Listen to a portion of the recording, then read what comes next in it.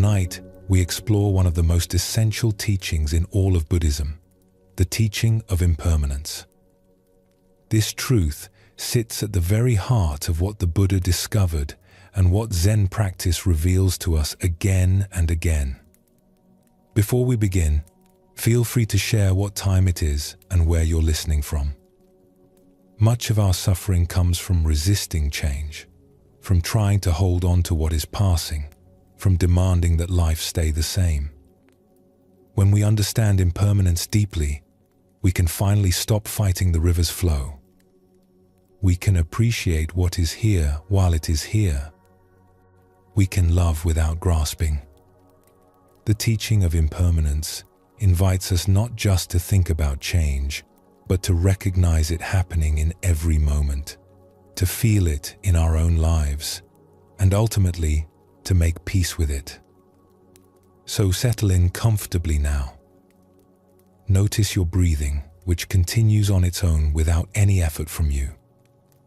Just listen and allow this ancient wisdom to settle into you like nourishing rain soaking into earth. There is something we expect from life that life cannot give us. We expect things to stay the same. We expect that what exists now will continue to exist tomorrow, next week, next year. We expect the people we know to remain fundamentally unchanged. We expect our own bodies and capabilities to last. We expect that if something is true today, it will be true forever. This expectation is so deep in us that we rarely notice it. We arrange our lives as if permanence were real. We make plans that assume the future will be like the present. We hold mental images of people and places as if they were frozen in time. We believe that who we are now is who we have always been and who we will always be. But reality does not cooperate with this expectation. Everything is constantly changing, constantly becoming something other than what it was. The river flows. The seasons turn. Children grow. Bodies age. Relationships transform. Even rocks, which seem so solid and unchanging, are slowly wearing away, reshaping themselves grain by grain. The Buddha taught that this constant change, this impermanence, is one of the three marks of existence. It is not an occasional feature of life that affects some things sometimes. It is the fundamental nature of all phenomena, all experience, all existence. Nothing escapes it. Nothing stands outside it. Everything that arises will pass away. Everything that comes together will eventually come apart. Everything that is born will die. This teaching can sound harsh or depressing at first. We do not want to hear that everything we love will change and eventually be lost. We do not want to accept that nothing we build will last forever. We do not want to face the truth that our own lives are temporary, that everyone we know will one day be gone, that every experience we treasure will end. But the teaching of impermanence is not meant to make us sad or afraid. It is meant to wake us up, to help us see reality as it actually is, rather than as we wish it to be. To free us from the suffering that comes from constantly fighting against the nature of existence itself. When we truly understand impermanence, when we stop resisting it and learn to flow with it, something profound shifts in how we experience life. Let us explore a story that reveals this truth. There once lived a potter named Tomoe, who had left her village as a young woman to study her craft in the capital city. For 40 years, she lived far from home, learning from master potters, developing her skills, eventually becoming known for her delicate tea bowls and elegant vases. Her work was refined and beautiful, sought after by tea masters and collectors throughout the region. But as Tomoe grew older, she began to think more often about her childhood. She remembered her village, nestled in the mountains, the simple house where she had grown up, and especially the river that ran through the valley. That river had been her constant companion as a child. She had played beside it every day, wading in its shallows during summer, watching it rush with snowmelt in spring, listening to its voice through all the seasons. In her memory, the river was perfect and unchanging. When she felt lonely in the capital city, she would close her eyes and imagine herself back beside that river, and the memory brought her comfort. The river of her childhood seemed like the one permanent, reliable thing in a life that had taken so many unexpected turns. When Tomoe turned 60, she decided to return to her village for a visit. The journey took several days, and with each mile, her anticipation grew. She would see her river again. She would stand beside those familiar waters and feel like herself again, like the girl she had been before life carried her away. She arrived on a clear morning in early autumn. The village was much smaller than she remembered, and many of the houses were different, but she found her way to the path that led down to the river. Her heart was beating fast with excitement as she walked through the trees. Soon she would see it. Soon she would be home. But when Tomoe came through the last line of trees and stood on the riverbank, she felt a shock of confusion and disappointment. This was not her river. The river of her memory had been wide and strong, its waters clear and bright. This river was narrower, its flow more sluggish. The large, smooth rock where she used to sit was gone, replaced by a scatter of smaller stones. The old willow tree that had hung over the water had fallen, its rotting trunk lying half in the current. Tomoe walked up and down the bank, looking for something familiar, something that matched her memory. But everything seemed wrong. Even the sound of the water was different. Where was the river she remembered? Where was the place that had stayed so clear and perfect in her mind all these years? She sat down on an unfamiliar rock and felt tears come to her eyes. She had traveled so far to return to something that no longer existed. The river had betrayed her. It had not waited for her. It had not remained the same. An old man was fishing a short distance downstream. He watched Tomoe for a while, then walked over and sat nearby. He did not say anything at first, just sat with a comfortable silence that suggested he was used to his own company. Finally, Tomoe spoke. "I grew up in this village," she said. "I used to come to this river every day as a child. But it has changed so much. I barely recognize it." The old man nodded slowly. "I have lived here my whole life," he said. 80 years beside this river. "Then you must remember how it used to be," Tomoe said hopefully. "How it was 40 years ago when I left." The old man smiled slightly. "I remember many rivers. This river has been different every year, different every season, different every day, really, if you pay attention." Tomoe felt frustrated by this response. But surely the basic character of the river has remained the same? The essential nature of it? What is the essential nature of a river? The old man asked gently. Is it the water? But the water is always new water, flowing from the mountains, flowing to the sea. Never the same water twice. Is it the banks?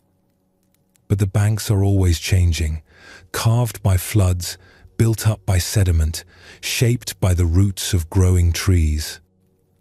Is it the rocks in the riverbed? but the rocks move and shift and break apart, and new rocks tumble down from the cliffs above. He looked at the water flowing past them. I have lived beside this river for 80 years, and I have never seen the same river twice. It is always becoming something new. This morning's river is already gone. This afternoon's river has not yet arrived. There is only this moment's river, and it is already passing away. Tomoe sat quietly with these words. In her mind, she had held an image of the river that never changed. She had thought of it as a permanent place she could return to, a fixed point in a life full of movement and transformation. But the old man was showing her that her image was an illusion. The river she remembered had never truly existed except as a moment that arose and passed away 4 decades ago. I have been foolish, she said quietly. I have been carrying a picture in my mind and calling it the river. I have been loving my memory instead of reality. That is what we all do, the old man said kindly. We want things to stay the same. We want to be able to return to places and find them unchanged. We want our memories to match what is here now. But reality has no obligation to match our pictures. Reality is too busy changing to stand still for our memories. Tomoe looked at the river with new eyes. This river, flowing before her now, was real. It was alive. It was doing what rivers do, which is to flow and change and reshape themselves endlessly. The river of her childhood was gone because that is the nature of rivers. They do not wait. They do not preserve themselves for our return. They continue their endless transformation, moment by moment, year by year.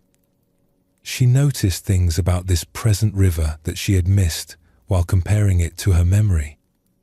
The way the light played on the surface, the sound of water moving around a partially submerged branch, a small bird standing on a rock, dipping its head to drink.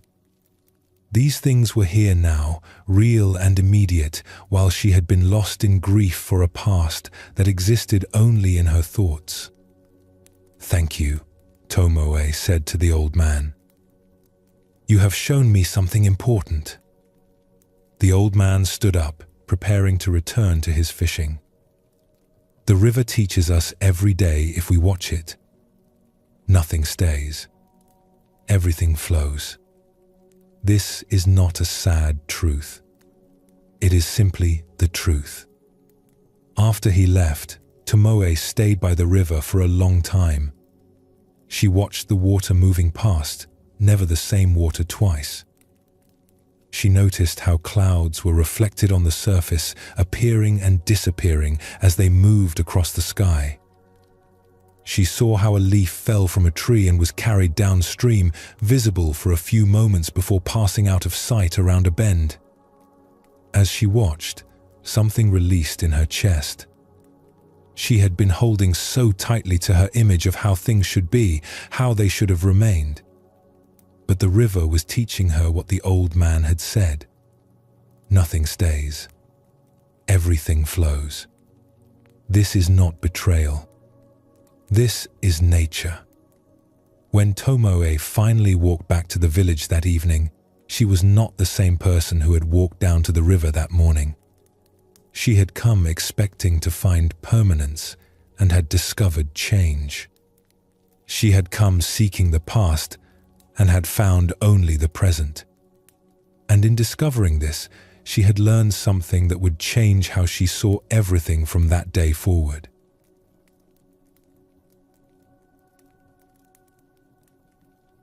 Tomoe's story shows us something essential about impermanence. She carried an image in her mind of the river as it had been 40 years earlier. She thought of this image as the real river, the true river. But the image was only a thought, a memory, a picture frozen in time. The actual river had continued changing every moment of those 40 years. We do this constantly in our lives.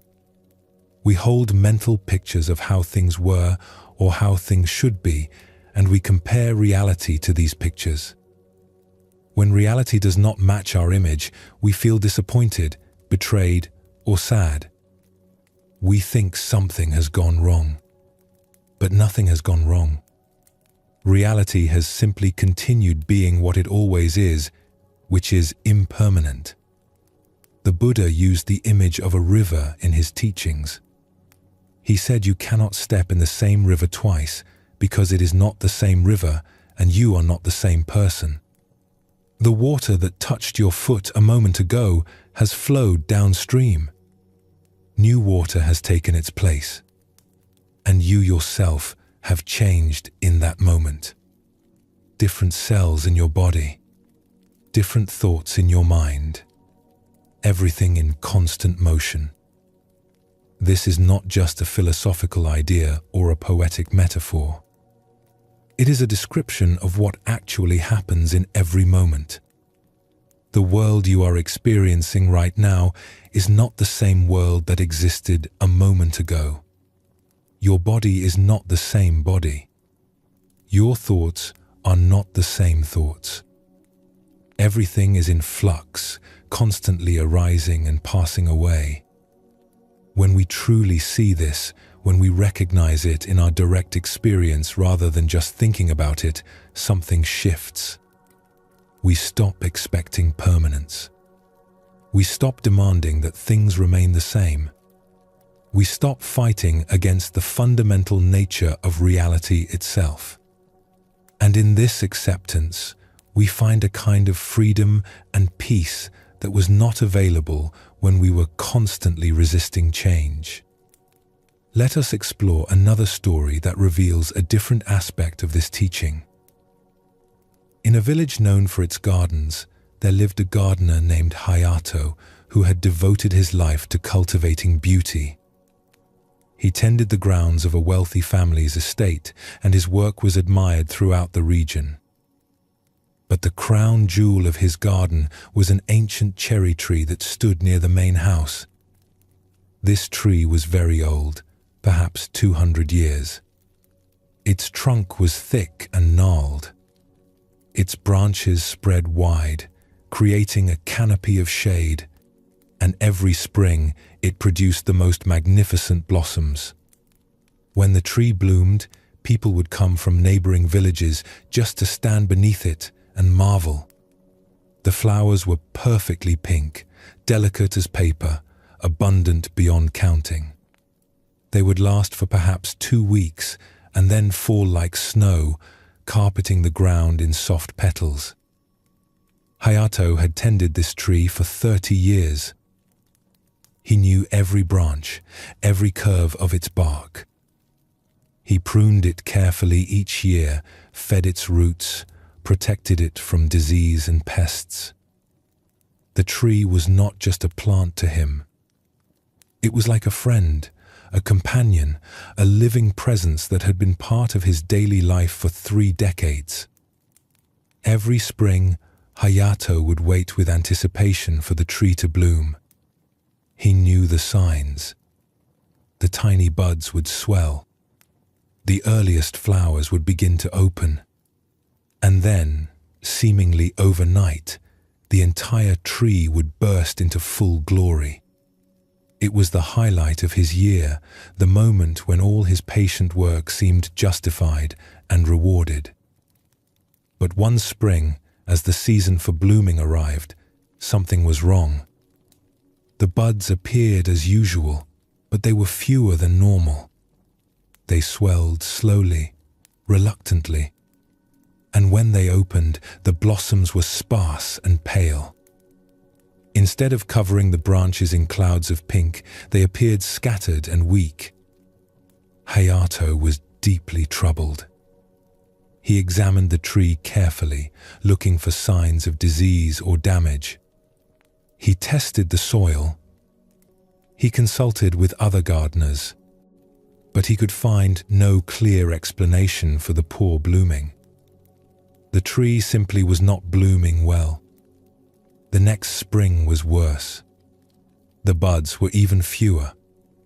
Many branches produced no flowers at all. The blossoms that did appear were small and faded quickly. Hayato's heart ached as he looked at the tree. It seemed diminished, tired, as if its life force was slowly draining away. In the third spring, the tree did not bloom at all. Not a single flower appeared. The branches remained bare, while other cherry trees throughout the village burst into their annual glory. Hayato felt this as a personal failure and a profound loss. He had tended this tree with such care. He had thought his devotion could keep it healthy and beautiful forever. But the tree was failing anyway, and he did not know how to save it. He sat beneath the bare branches one morning, feeling a grief that surprised him with its intensity. "It is only a tree," he told himself. But it did not feel like only a tree. It felt like watching something beloved fade away, helpless to prevent it. A young man approached. His name was Jun, and he had recently arrived in the village to study gardening with Hayato. He was perhaps 20 years old, eager and observant. "Master Hayato," Yun said carefully. "May I sit with you?" Hayato nodded without speaking. Jun sat quietly for a while, looking up at the bare branches against the sky. Finally, he spoke. "The tree is very beautiful." Hayato felt a flash of irritation. "It is not beautiful. It is dying. Look at it. No blossoms. It has failed." "I see a tree that has lived for 200 years, Jun said gently. "I see branches that have held countless blossoms in their time. I see bark that shows the marks of 2 centuries of weather and growth.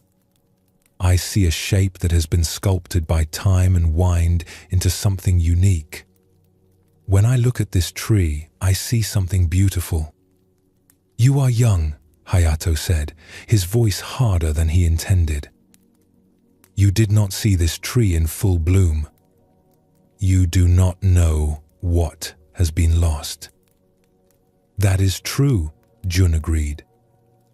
"I only know what is here now. And what is here now is still beautiful, even without flowers." Hayato wanted to argue, but he found he could not. He looked at the tree again, trying to see it as Jun saw it. Without the expectation of blossoms. Without the comparison to past springs. Just the tree as it was now, in this moment. The trunk was indeed impressive, weathered and strong. The pattern of the bark told a story of endurance. The way the branches reached out created a kind of sculptural beauty even without leaves or flowers. The tree had presence and dignity, even in its declining years. "All things change," Jun said quietly. "This tree bloomed magnificently for many years. Now it is in a different stage of its life. Perhaps it will bloom again, or perhaps it will not. But either way, it is still itself. Still worthy of respect. Still teaching us something." "What is it teaching?" Hayato asked. "That nothing stays the same," Jun replied. "That even the most beautiful things must age and fade. That this is not failure. This is simply the way of all living things. The tree is showing us how to age with dignity, how to be beautiful in every season, not just in spring." Hayato sat with these words. He had been so focused on the tree's past glory that he had not really seen the tree as it was now. He had been grieving what was lost instead of appreciating what remained. He had been demanding that the tree stay the same forever, which was impossible. No living thing can stay the same. everything must change. Over the following months, Hayato's relationship with the tree transformed.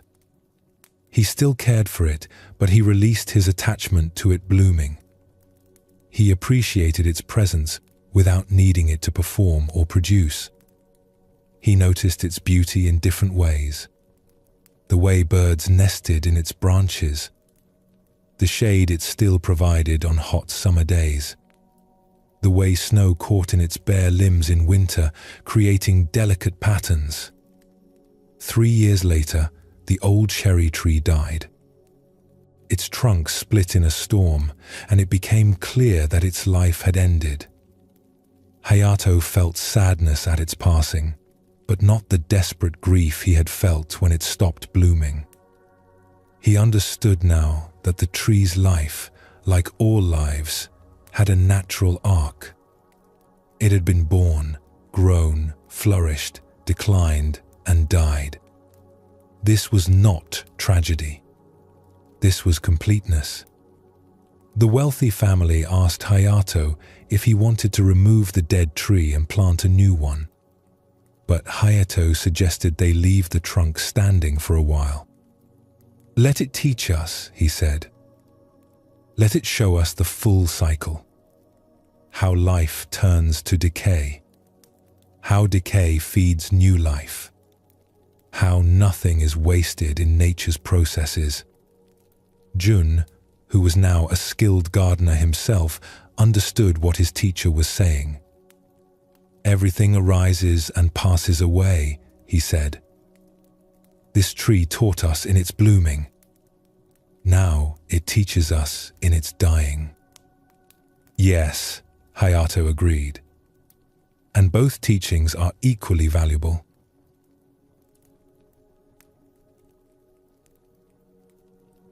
These two stories reveal the same truth from different angles. Tomoe learned that the places we remember do not stay the same. Hayato learned that the things we love will age and change and eventually die. Both of them had to release their expectations of permanence. Both of them had to accept that reality will not stand still to match our wishes. This is perhaps the hardest teaching to truly accept. We know intellectually that things change. We know that nothing lasts forever. But in our hearts, we keep hoping that what we love will somehow be the exception. We hope that this relationship will never change, that this health will last, that this happiness will endure, that the people we cherish will always be here. But the teaching of impermanence does not make exceptions. Everything that arises will pass away. Everything that comes together will come apart. Everything that is born will die. This includes everything we hold dear. This includes everything we think makes us who we are. This includes our own lives. The Buddha taught that understanding impermanence deeply is essential to awakening. When we truly see that nothing lasts, that everything is constantly changing, that we cannot hold on to anything permanently, we begin to release our tight grip on life. We stop trying to make things stay the same. We stop fighting against the river's flow. We stop demanding that reality be permanent when its very nature is to change. And in this release, we discover something unexpected. When we stop fighting impermanence, we can finally be present for life as it actually is. We can appreciate the cherry blossoms while they bloom, knowing they will fall. We can love people fully, knowing they will change and eventually leave. We can experience joy deeply, knowing it will pass. The impermanence does not diminish these experiences.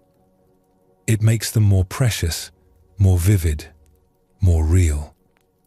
As you rest with this teaching, you might notice the constant change happening in your own experience right now.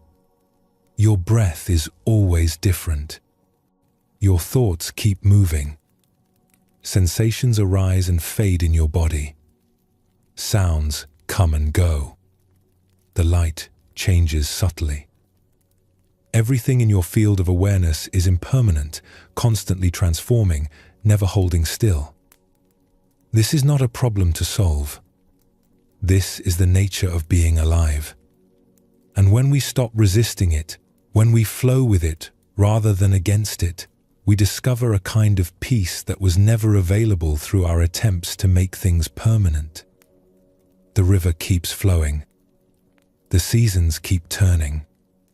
The cherry tree blooms and fades and dies and returns to the earth. And in all of this constant change, there is a kind of rightness, a natural order that we can align ourselves with or resist. Resistance brings suffering. Acceptance brings peace.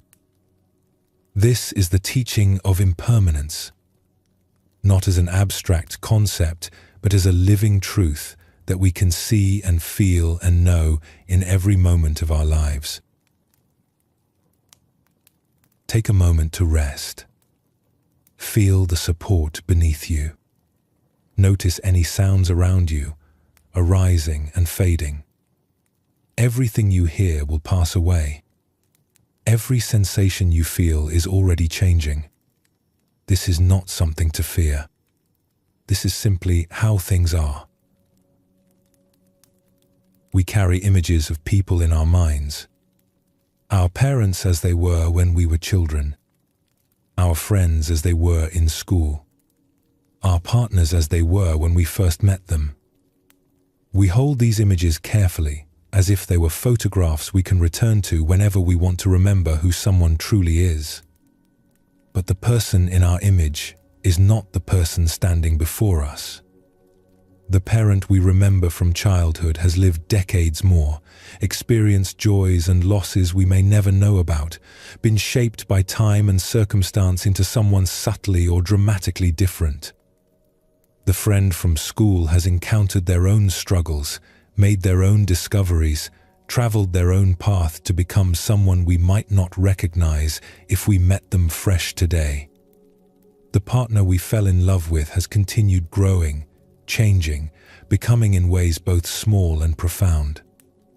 This is one of the most difficult aspects of impermanence to accept. We can understand intellectually that rivers change and cherry trees age, but we struggle deeply with the truth that people change. We want the people we love to remain the same. We want to know them completely and have that knowledge stay accurate forever. We want relationships to feel stable, predictable, secure. But people are not stable. They are not fixed objects we can finally understand and then check off as known. People are like clouds, constantly forming and reforming, never the same from one moment to the next. The person you spoke with this morning is not quite the same person you speak with this evening. Something has shifted, however slightly. Some experience has touched them. Some thought has moved through them. Some change has occurred. This truth can feel threatening at first. If people are always changing, how can we trust them? How can we build lasting relationships? How can we ever truly know anyone? But there is another way to see it. When we recognize that people are always becoming someone new, we can meet them freshly instead of through our outdated images of who they used to be. We can remain curious instead of assuming we already understand. We can allow relationships to be alive rather than frozen. Let us explore a story that reveals this truth. There once lived a merchant named Issei who traded in silk and fine fabrics.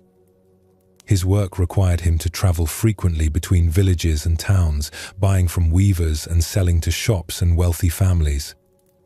It was a good life, prosperous and full of variety, though sometimes lonely. One summer, Issei's business brought him to a town he had not visited in 20 years. He had lived in this town as a young man, studying commerce and learning his trade. Those had been formative years, full of energy and friendship and the excitement of discovering who he would become. As Issei walked through the familiar streets, now somewhat changed but still recognizable, he thought about his closest friend from those years. Now had been like a brother to him.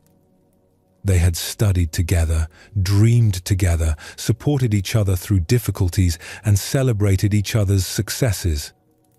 When Issei had left town to establish his business elsewhere, they had promised to stay in touch. But as often happens, letters became less frequent over time, then stopped altogether. 20 years had passed without contact. Issei asked around and learned that Nao still lived in the town. He was no longer involved in commerce but had become a teacher at a small school for children. Issei felt a surge of excitement would surprise his old friend.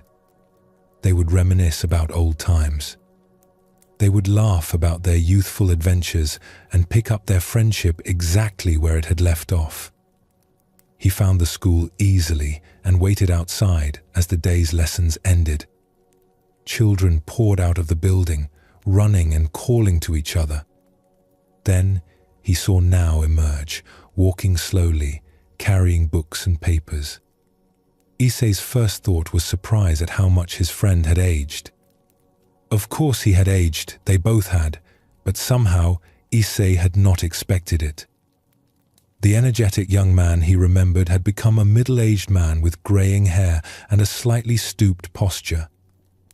"Now," Issei called out, walking forward with a broad smile. "Do you remember me?" Nao looked up, his expression uncertain at first, then gradually brightening with recognition. "Issei?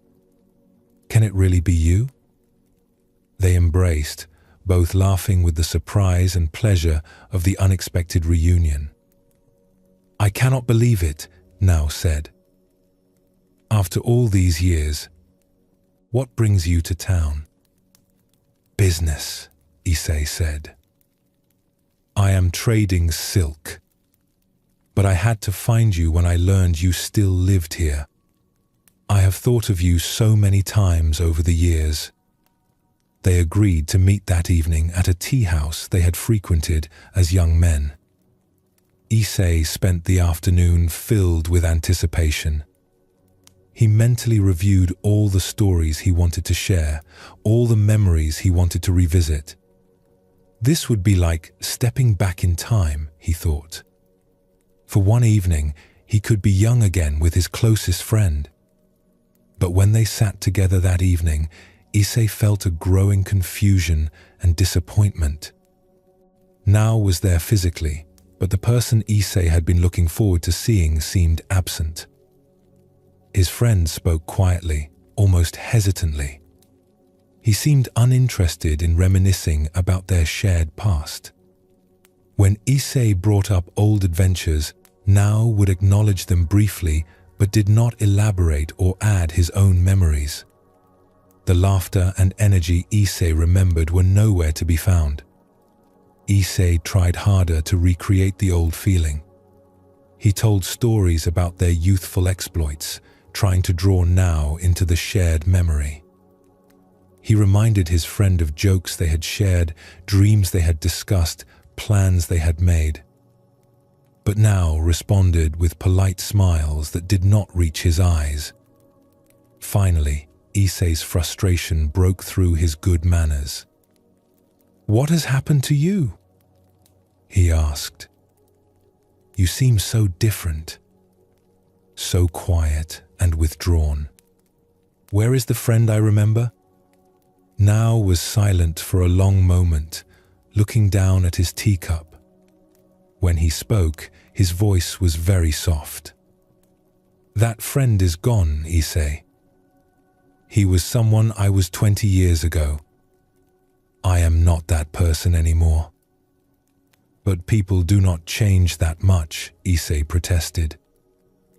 "Not fundamentally. You are still you." Nao looked up, and Issei saw something in his eyes that made him go quiet. There was a depth of sadness there that had not been present in his youthful friend. "Many things have happened in 20 years, Now said.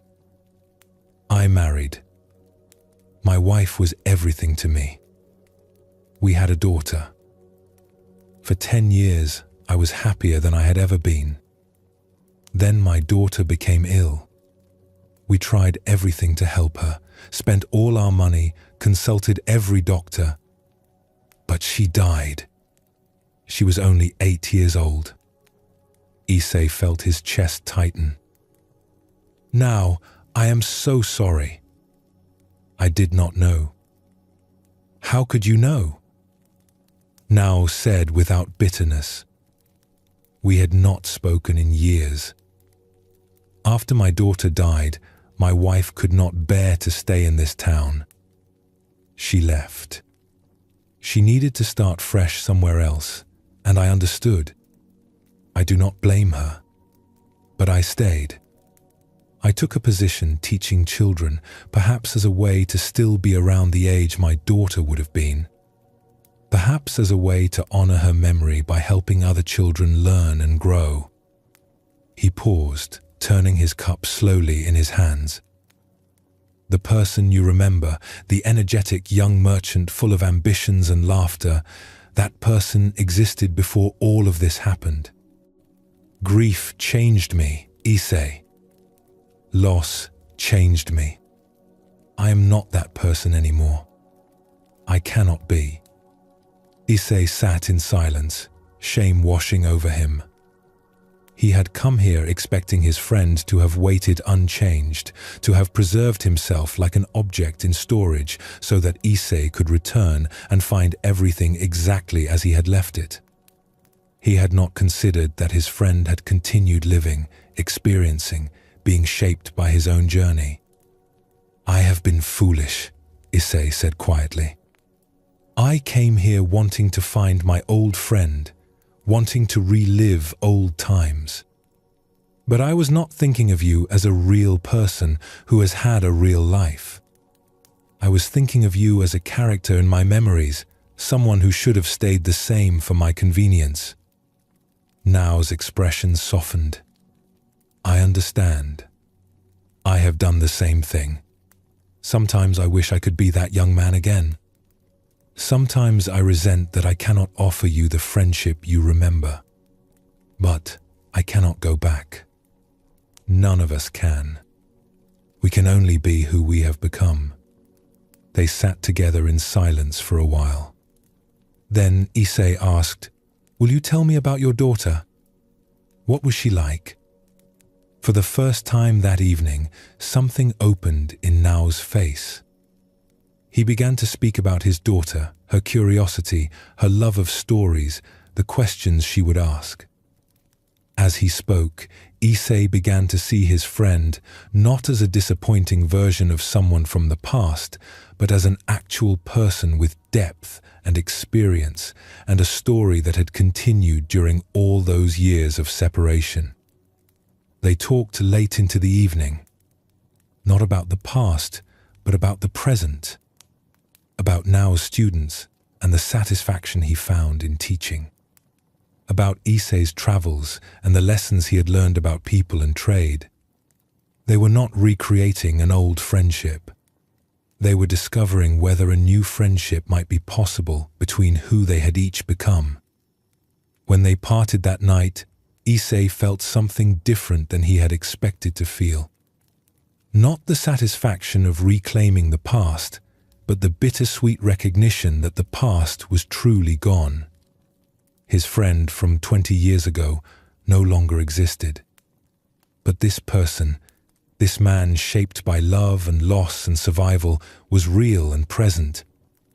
And perhaps, if Issei could release his attachment to who Nao used to be, he could begin to know who Nao actually was.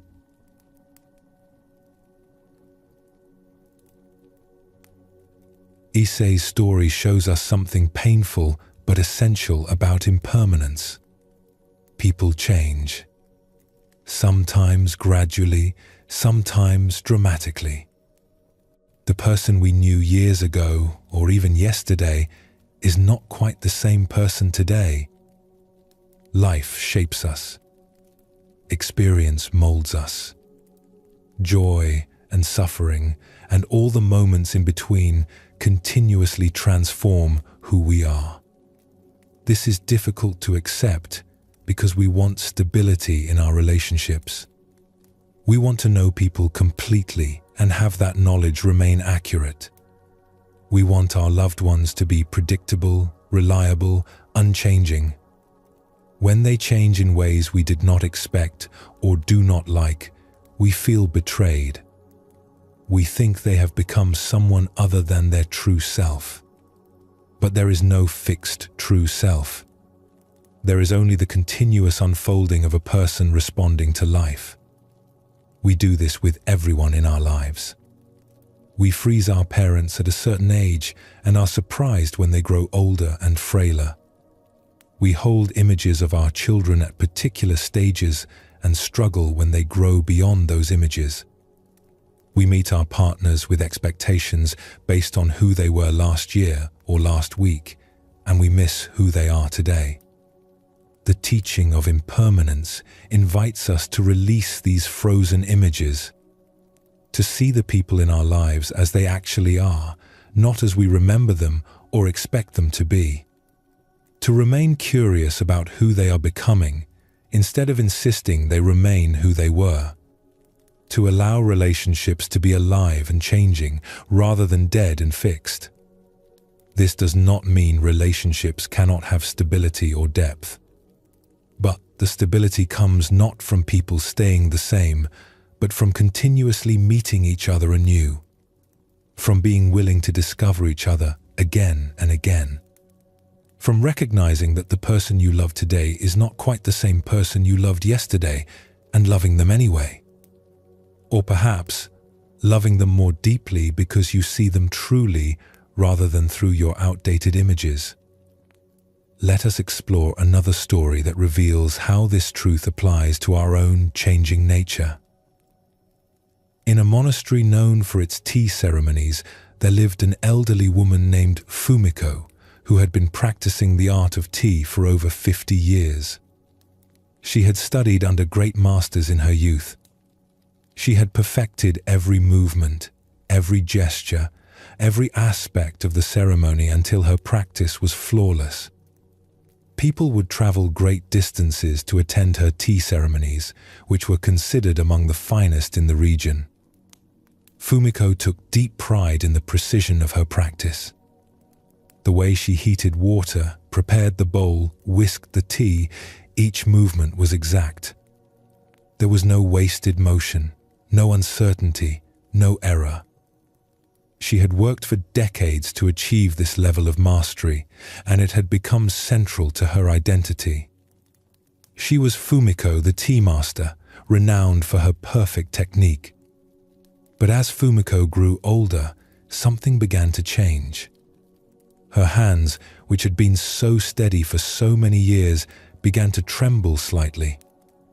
At first, the trembling was barely noticeable. She could compensate for it, adjust her movements to maintain the appearance of steadiness. But gradually, it became more pronounced. The tremor she had been able to hide became visible to others. This development filled Fumiko with shame and fear. Her entire identity was built on precision and control. What was a tea master whose hands shook? What value did she have if she could no longer perform the ceremony perfectly? She began to decline invitations to lead ceremonies, making excuses about being busy or unwell. She withdrew from teaching, afraid that students would lose respect for her if they saw her imperfection. A young woman named Chiyo, who had been studying with Fumiko for several years, noticed her teacher's withdrawal. She had learned much from Fumiko and was troubled to see her becoming isolated and sad. One day, she approached her teacher directly. "Master Fumiko," she said respectfully, "I miss attending your tea ceremonies. Will you prepare tea for me today?" Fumiko felt a wave of panic. "I'm not feeling well today," she said. Perhaps another time. But Chio did not leave. She sat down and waited quietly. Her patient presence made it impossible for Fumiko to hide behind excuses. Finally, Fumiko admitted the truth. "My hands shake," she said, holding them out so Chio could see the slight tremor. "I can no longer perform the ceremony properly." A tea master with unsteady hands is not a tea master at all. Chio looked at the trembling hands with neither pity nor judgment. "Will you prepare tea for me anyway?" she asked. Fumiko wanted to refuse, but something in her student's calm request made her agree. She prepared the tea room, gathered the utensils, heated the water. Her heart was beating fast with anxiety.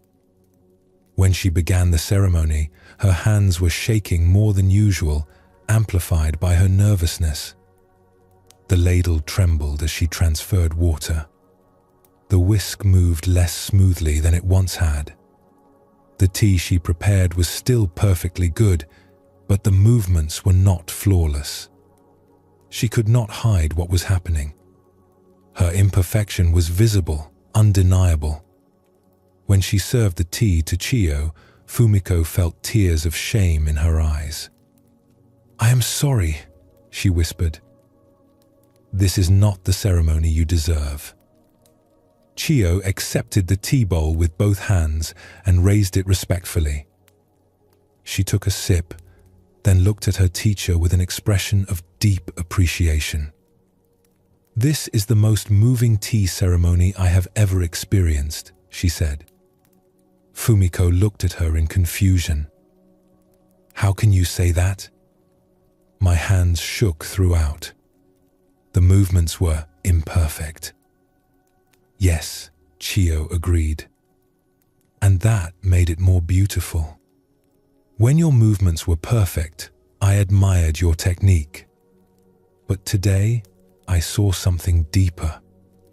I saw the effort it took to continue despite the difficulty. I saw your vulnerability. I saw your humanity." The trembling hands did not diminish the ceremony. They revealed something true about all of us. She paused, choosing her words carefully. "We all change, Master. We all age. Our bodies become less reliable. This is not failure. This is simply being human.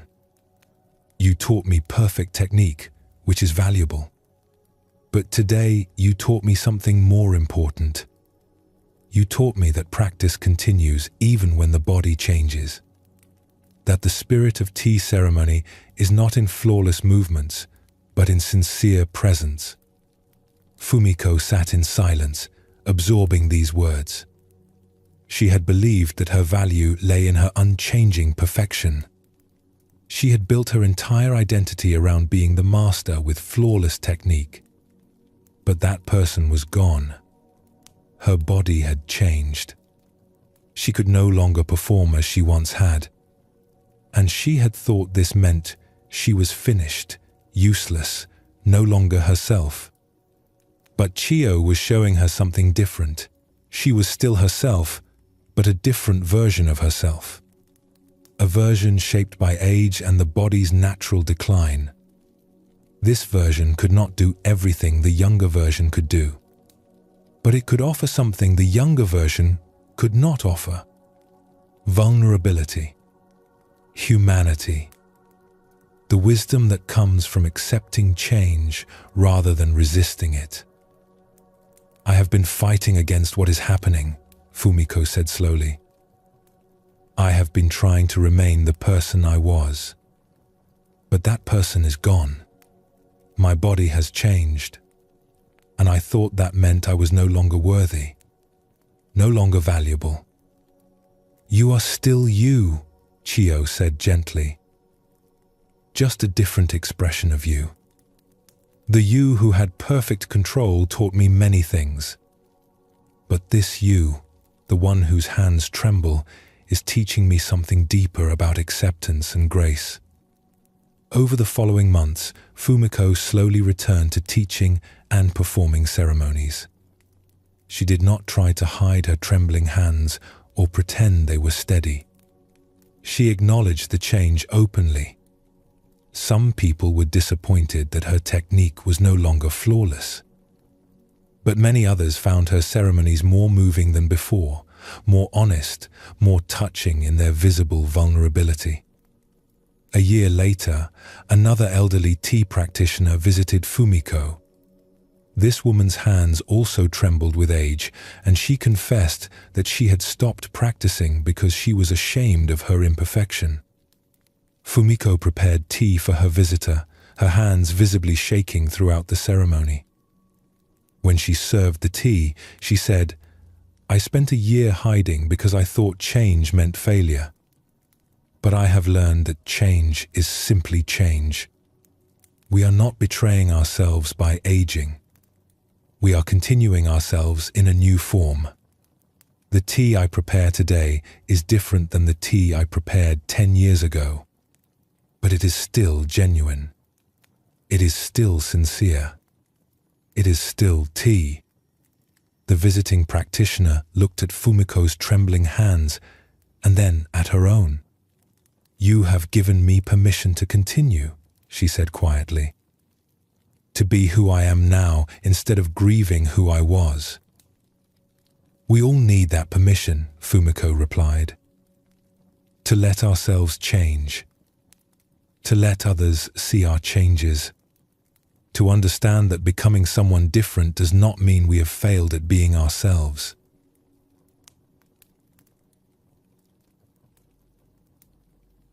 These two stories reveal the same truth about people and change. Issei learned that others change in ways we cannot predict or control.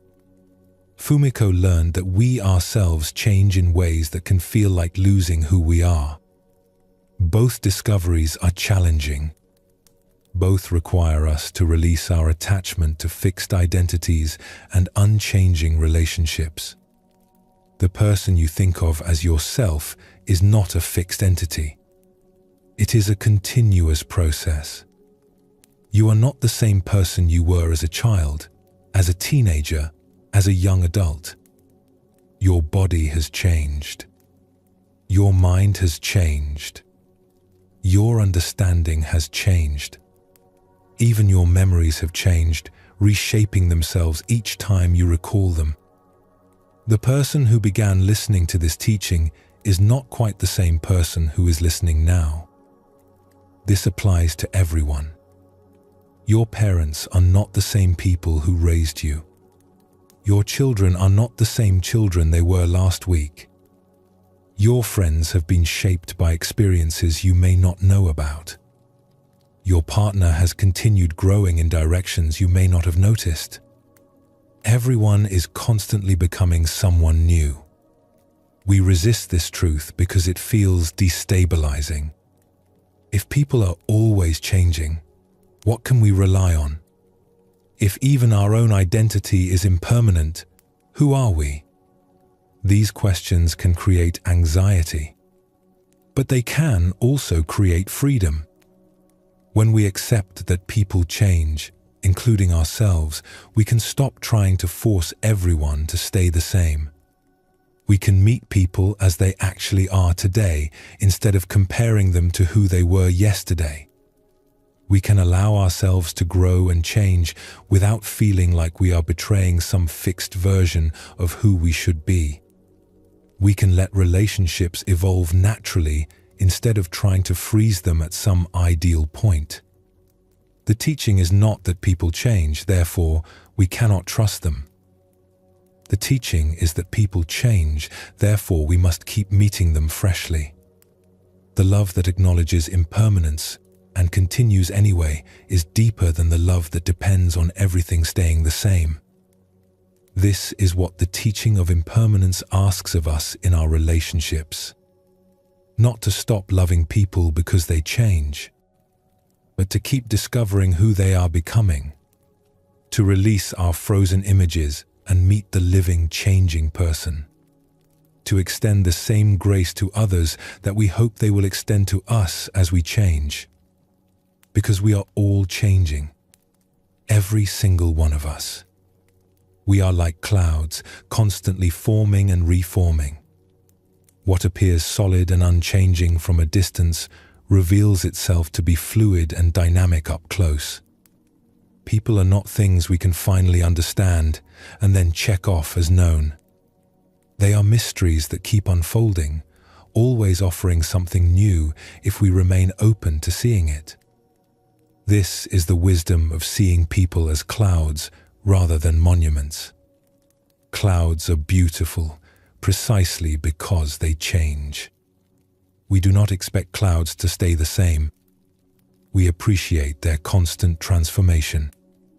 Perhaps we can learn to see people the same way. Beautiful in their changing. Precious in their impermanence. Always becoming something new. Rest for a moment.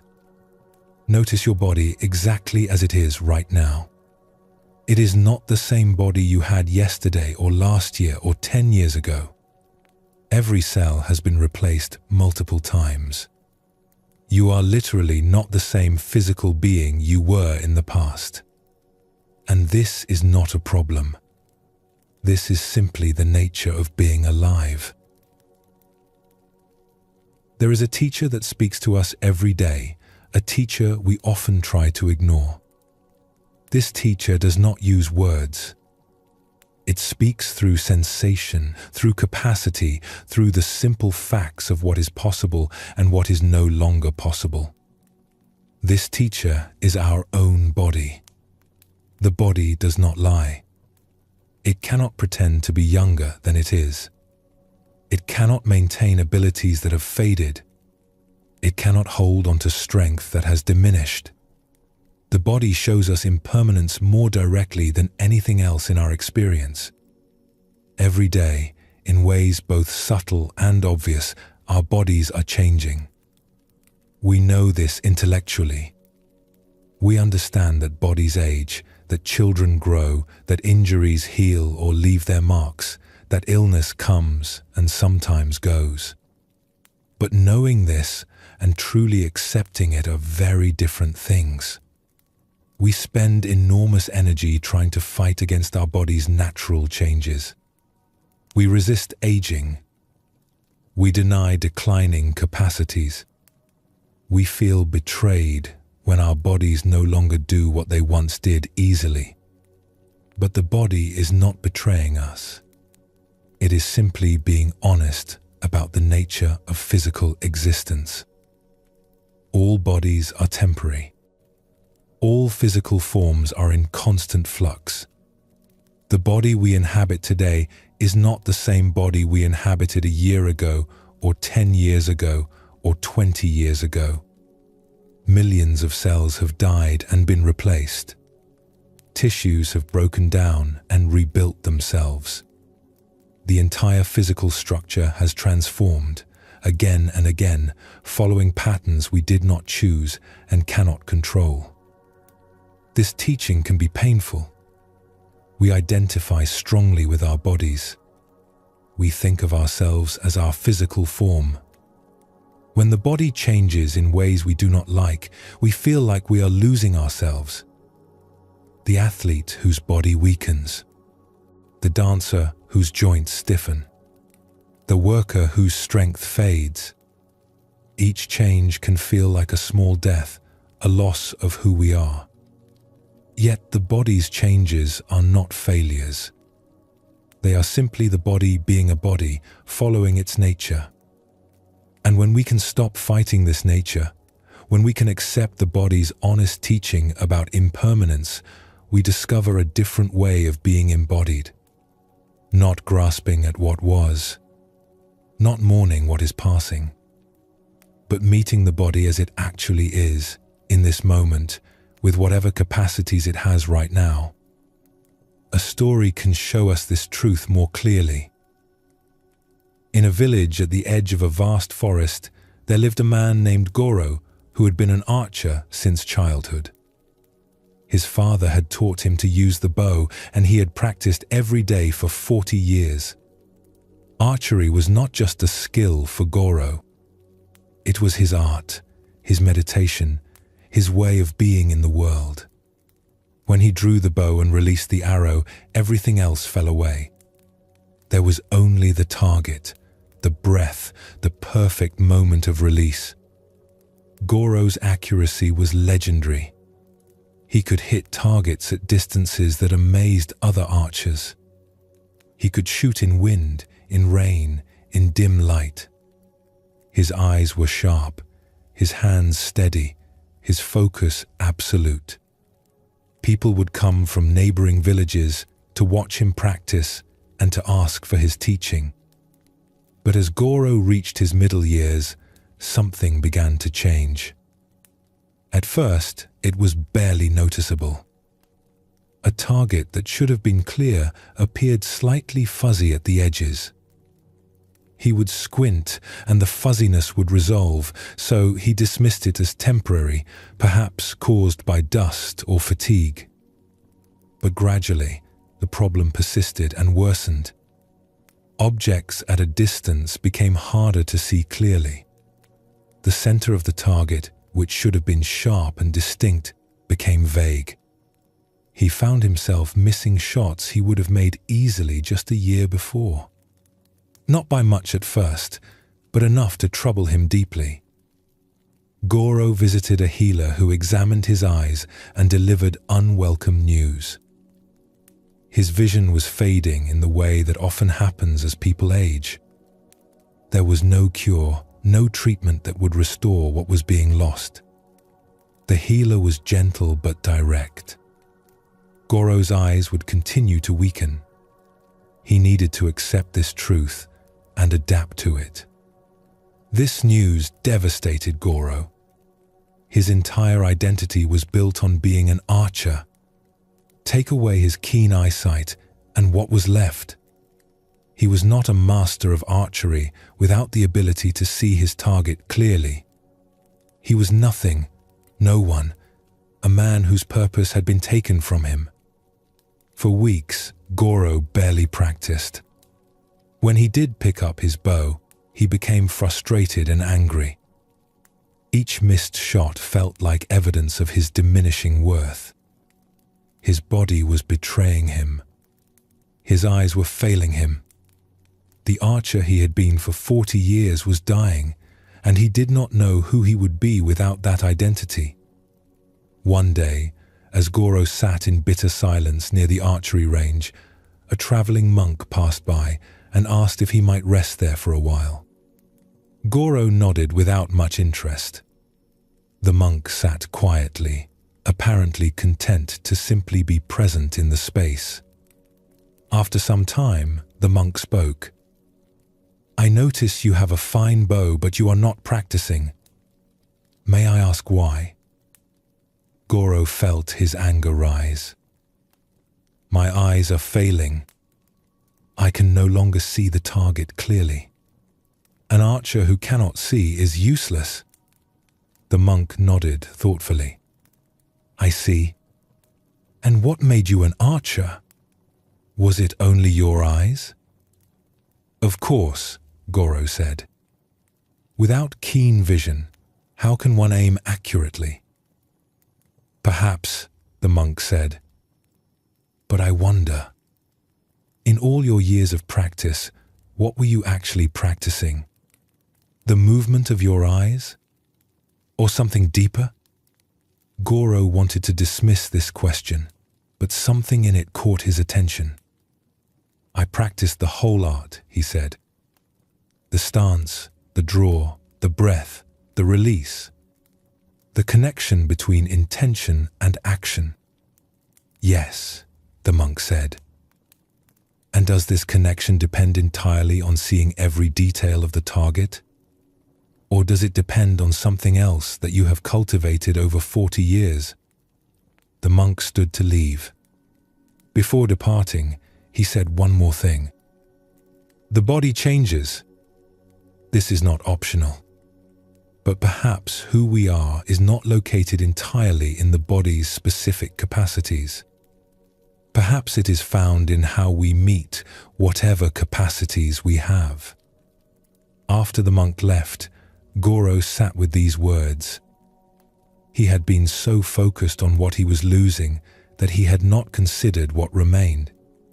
His eyes were weaker, yes, but his understanding of archery was deeper than it had ever been.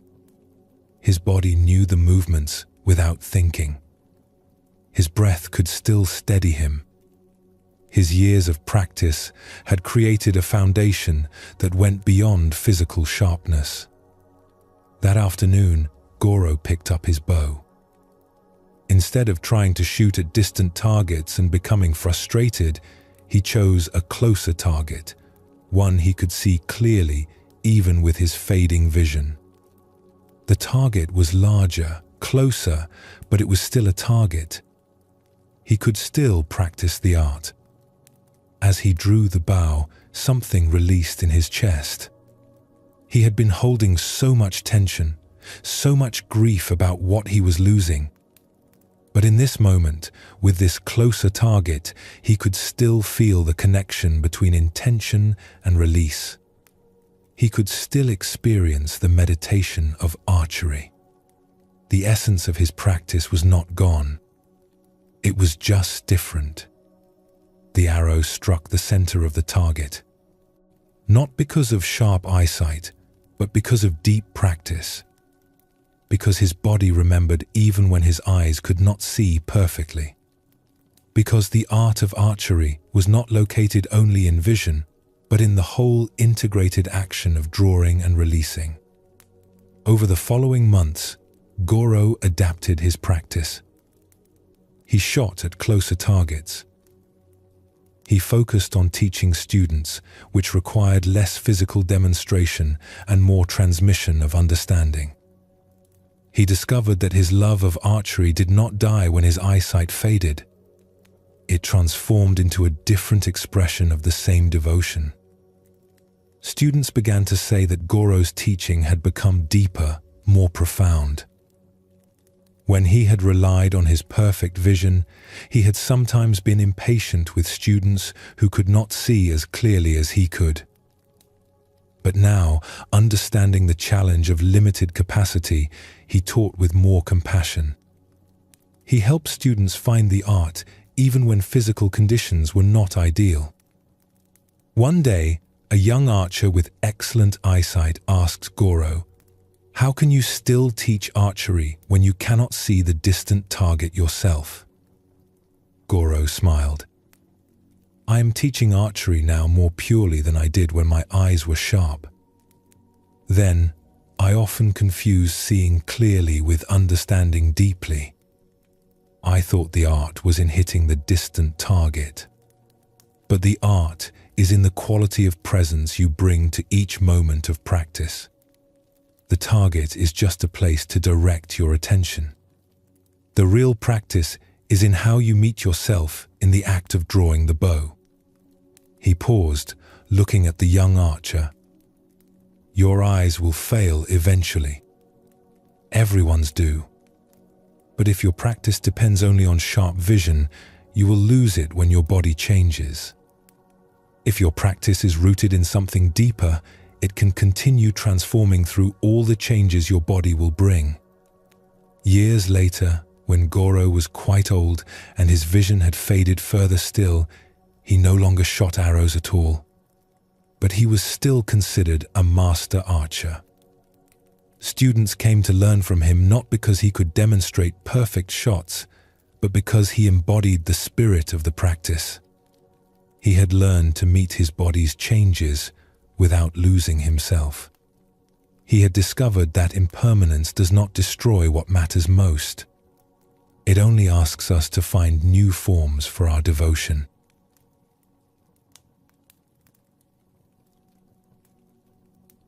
The body is constantly teaching us about impermanence if we pay attention. Hair turns grey, skin wrinkles, joints stiffen, energy diminishes, healing takes longer. Sleep patterns shift. Digestion changes. Senses dull. These changes happen to everybody. They are not signs that something has gone wrong. They are signs that we are alive and living follows certain patterns we cannot escape. Young people often cannot hear this teaching. When the body is strong and capable, it seems like it will always be that way. Aging seems like something that happens to other people. But the body speaks the truth even when we are not listening. The changes are already happening. The slow transformation is always underway. The teaching of impermanence asks us to hold our bodies lightly, to appreciate what they can do right now without demanding they stay the same forever, to adapt when capacities change rather than mourning what is passing, to discover that who we really are is not tied to any particular physical ability, but to the awareness that meets whatever body we have with presence and care. The body shows us impermanence more honestly than anything else. It does not argue or philosophize. It simply changes. Hair falls out or turns white. Skin loses its elasticity. Muscles shrink. Bones become more brittle. Energy diminishes. These changes come whether we accept them or not. But our suffering about them depends entirely on our response. The body will continue teaching this lesson throughout our lives. With each passing year, it will show us more clearly that nothing stays the same. That all physical forms are temporary.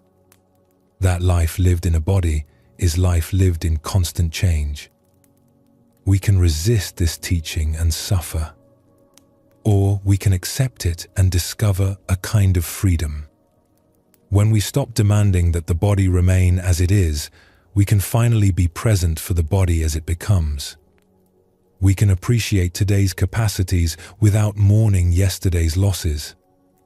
We can adapt to new limitations without feeling diminished. We can continue engaging with life through whatever body we have, finding value and meaning not in unchanging ability, but in responsive presence. The breath you are breathing right now is happening in a body that will not last forever. The thoughts moving through your mind are arising in a brain that is aging with each passing moment. The awareness that witnesses all of this is experiencing life through a form that is constantly dying and being reborn, cell by cell, breath by breath, moment by moment. This is not sad. This is simply true. And when we can meet this truth without flinching, when we can let the body be exactly what it is, which is temporary and changing and honest, we discover a way of being embodied that is free from the constant fight against nature. We can be here, in this body, in this moment, without needing it to be anything other than what it actually is. The body is our most intimate teacher about impermanence. It speaks clearly, constantly, unavoidably. It shows us what every Buddhist teaching points toward. Nothing lasts. Everything changes. This form is not permanent. And in accepting this teaching fully, we find a peace that was never available through resistance. Breathe slowly now. Feel your chest rising and falling. Your body is breathing you without your conscious control. It has been doing this every moment of your life. Notice this body that carries you, that changes constantly, that will continue changing throughout your life. We have seen how places change, how people transform, how bodies shift and adapt. But there is another realm of impermanence that touches us even more intimately. The landscape of our own minds. The thoughts that arise and pass through our awareness. The emotions that color our experience. The mental states that seem so solid and permanent when we are caught inside them. Most of us believe our thoughts and feelings are substantial things. When we are anxious, the anxiety feels permanent, as if it has always been there and will always remain. When we are sad, we cannot imagine feeling happy again. When we are angry, the anger seems like a fixed fact about us, perhaps even part of our personality. We say things like, "I am an anxious person," or "I am depressed," as if these mental states define who we fundamentally are. But if we pay close attention to our actual experience, we notice something remarkable. Thoughts come and go. Emotions rise and fall. Mental states appear and disappear like weather moving across the sky. No thought has ever stayed permanently. No emotion has ever lasted forever. Even the most persistent worry, the deepest grief, the strongest joy moves through phases, intensifies and weakens, eventually gives way to something else. The mind is like the sky. Clouds pass through it. Sometimes the clouds are dark and heavy. Sometimes they are light and wispy. Sometimes they cover the entire sky. Sometimes there are no clouds at all. But the clouds are not the sky. They move through the sky. They appear and disappear. The sky itself remains, vast and open, holding whatever weather comes. Our thoughts and emotions are like those clouds. They are real while they are present. They affect our experience. But they are not permanent fixtures. They are passing phenomena, constantly arising and dissolving, replaced by new thoughts, new emotions, new mental weather. When we do not understand this, we suffer unnecessarily. We think our anxious thoughts are telling us eternal truths. We believe our sad feelings will never lift. We identify so strongly with our mental states that we cannot see past them. We forget that everything in the mind, like everything in the world, is impermanent. Here is a story about someone who learned this truth. In a university town, there lived a scholar named Akane who taught literature and history.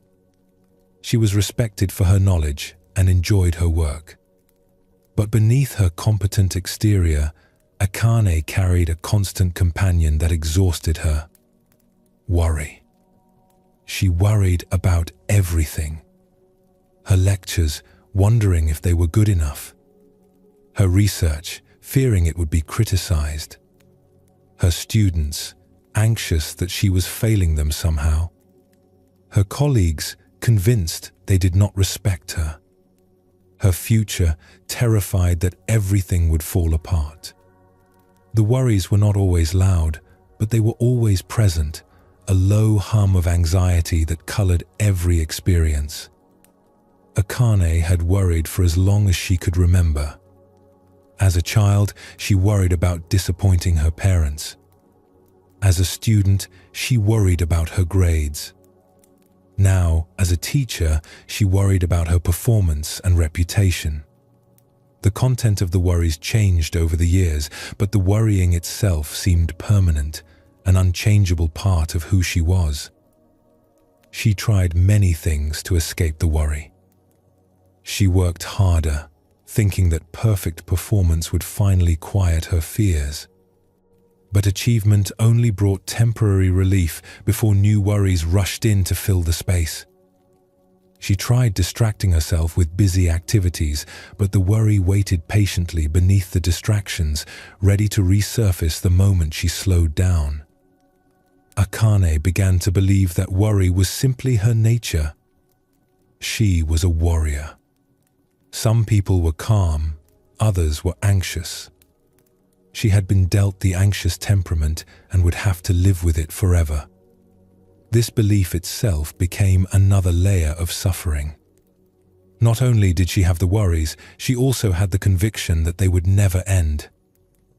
One autumn, a traveling teacher came to the university to give a series of talks on meditation and Buddhist practice. Akane attended out of curiosity, though without much hope that anything could help her condition. The teacher was a monk named Tenshin, and he spoke about the impermanent nature of all mental phenomena. Thoughts arise and pass away, Tenshin said. Emotions come and go. Mental states appear and disappear. Nothing in the mind stays forever. But we forget this. We think our current mental state is permanent. We think our anxious thoughts are telling us eternal truths. We identify with our emotions and believe they define who we are. After the talk, Akane approached the monk. "I understand what you are saying as an idea," she told him. "But my anxiety is not like passing weather. It has been with me always. It is who I am." Tenshin looked at her with kind attention. "Is the anxiety exactly the same every moment of every day, or does it vary? Stronger sometimes, weaker other times? Present in some moments, less present in others?" Akane thought about this. She wanted to say the anxiety was constant and unchanging, but when she paid attention honestly, she had to admit it fluctuated. Some moments it was overwhelming. Other moments it was quieter. Occasionally, when she was deeply absorbed in work or conversation, it seemed to disappear entirely, though it always came back. "It varies," she admitted, "but it always returns. It has been my companion for so long, I cannot imagine being without it." "Then perhaps your practice is not to make the anxiety go away," Tenshin suggested. "Perhaps your practice is to watch it carefully, to notice how it arises, to notice how it changes, to notice how it passes, not to fight it or believe it, but simply to see it clearly as what it actually is. A passing phenomenon, like clouds in the sky." He paused, then added, "We suffer not because thoughts arise, but because we cling to them. We believe they are solid and permanent. We think they are telling us the truth about reality. But thoughts are just thoughts. They come and they go. When we can watch them without grasping or resisting, we discover they have much less power than we imagined." Tenshin taught Akane a simple practice. When worried thoughts arose, she should not try to push them away or convince herself they were wrong. Instead, she should simply notice them. A worried thought is appearing, she could observe silently. Then, she would watch what happened to that thought. Did it stay exactly the same? Or did it change, weaken, eventually disappear? At first, this practice felt impossible. When anxious thoughts arose, they felt absolutely real and permanent. They screamed for her attention, insisted she believe them, demanded she take action to prevent the catastrophes they predicted. How could she just watch them like weather passing through? But Akane persisted. When a worry about an upcoming lecture arose, instead of immediately spiraling into anxiety about all the ways she might fail, she paused. A worried thought is here, she noticed. She did not fight it. She did not feed it with more worried thinking. She just observed it. And something remarkable happened. When she stopped fueling the thought with her belief and attention, when she stopped treating it as a permanent truth, the thought began to change. It would intensify for a moment, as if protesting being ignored. Then it would gradually weaken. And then, sometimes quite quickly, it would dissolve entirely, replaced by some other thought or by a moment of quiet.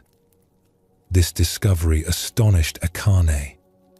The worried thoughts that seemed so solid and permanent were actually quite fragile and temporary.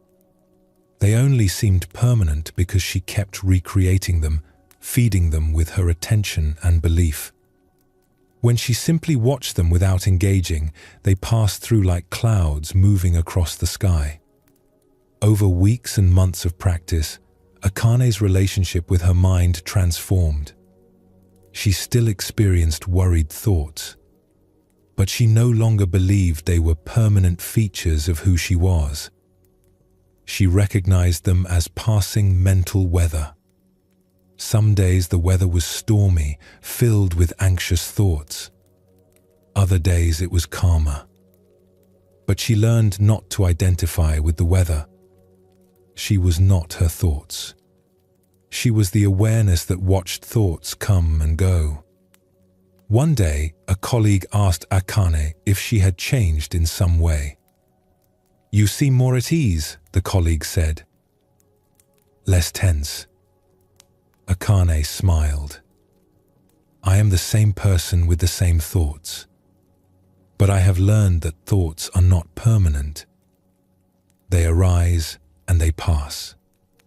I do not have to believe everything my mind tells me. I do not have to become every emotion that visits. This understanding has changed everything." The colleague looked puzzled. "But how do you just not believe your thoughts?" "When I am anxious, the anxiety feels completely real." "It is real," Akane agreed. "The anxiety is really there. But it is temporary. It came from somewhere, and it will go somewhere. When you remember this, when you see the thought or emotion as a passing visitor rather than a permanent resident, you can be with it without being consumed by it. You can let it move through without needing to make it stay or go away. Years later, when Akane herself began teaching meditation, she would tell her students, "The mind produces thoughts like the sky produces weather. This is not a problem. This is just what minds do." The suffering comes when we forget that mental weather is temporary and treat our current thoughts and emotions as if they will last forever. Practice is learning to watch the weather without believing you are the weather.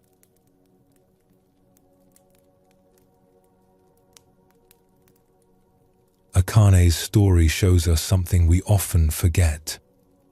Mental states are not permanent, even when they feel that way. Worry that seems eternal is actually a series of worried thoughts arising and passing.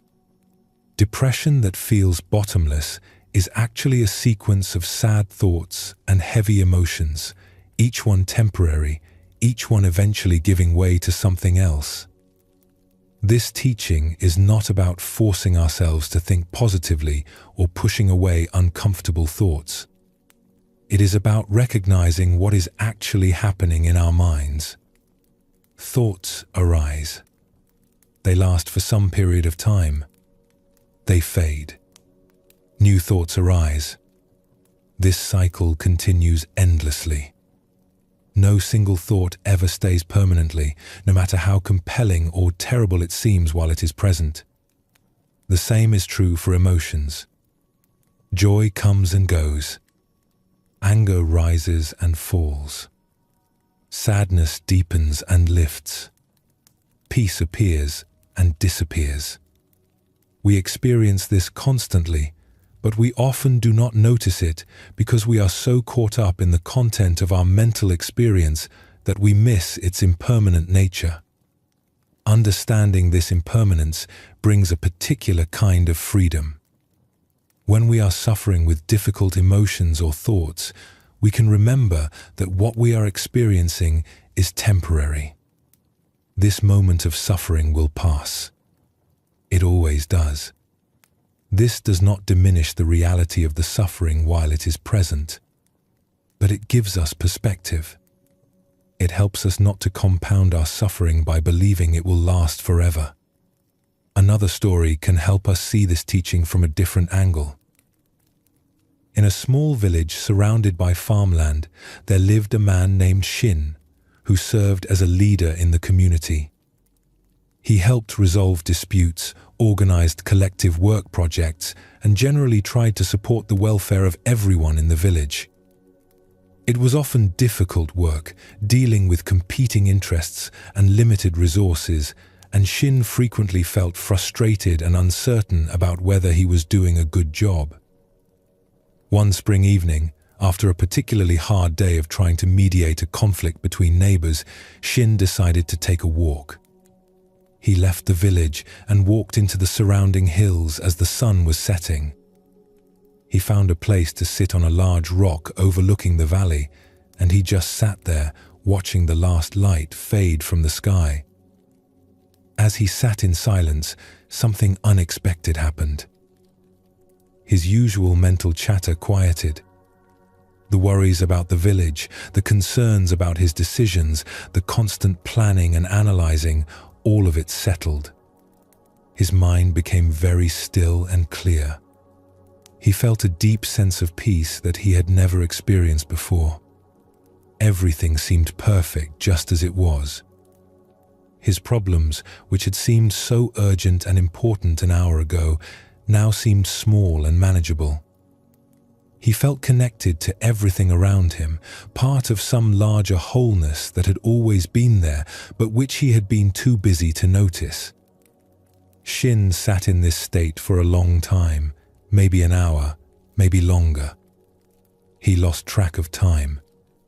Finally, as darkness deepened, he walked back to the village. He felt transformed. He had touched something real, something profound. This feeling of peace and clarity was what he had been searching for without knowing it. This was how he wanted to feel all the time.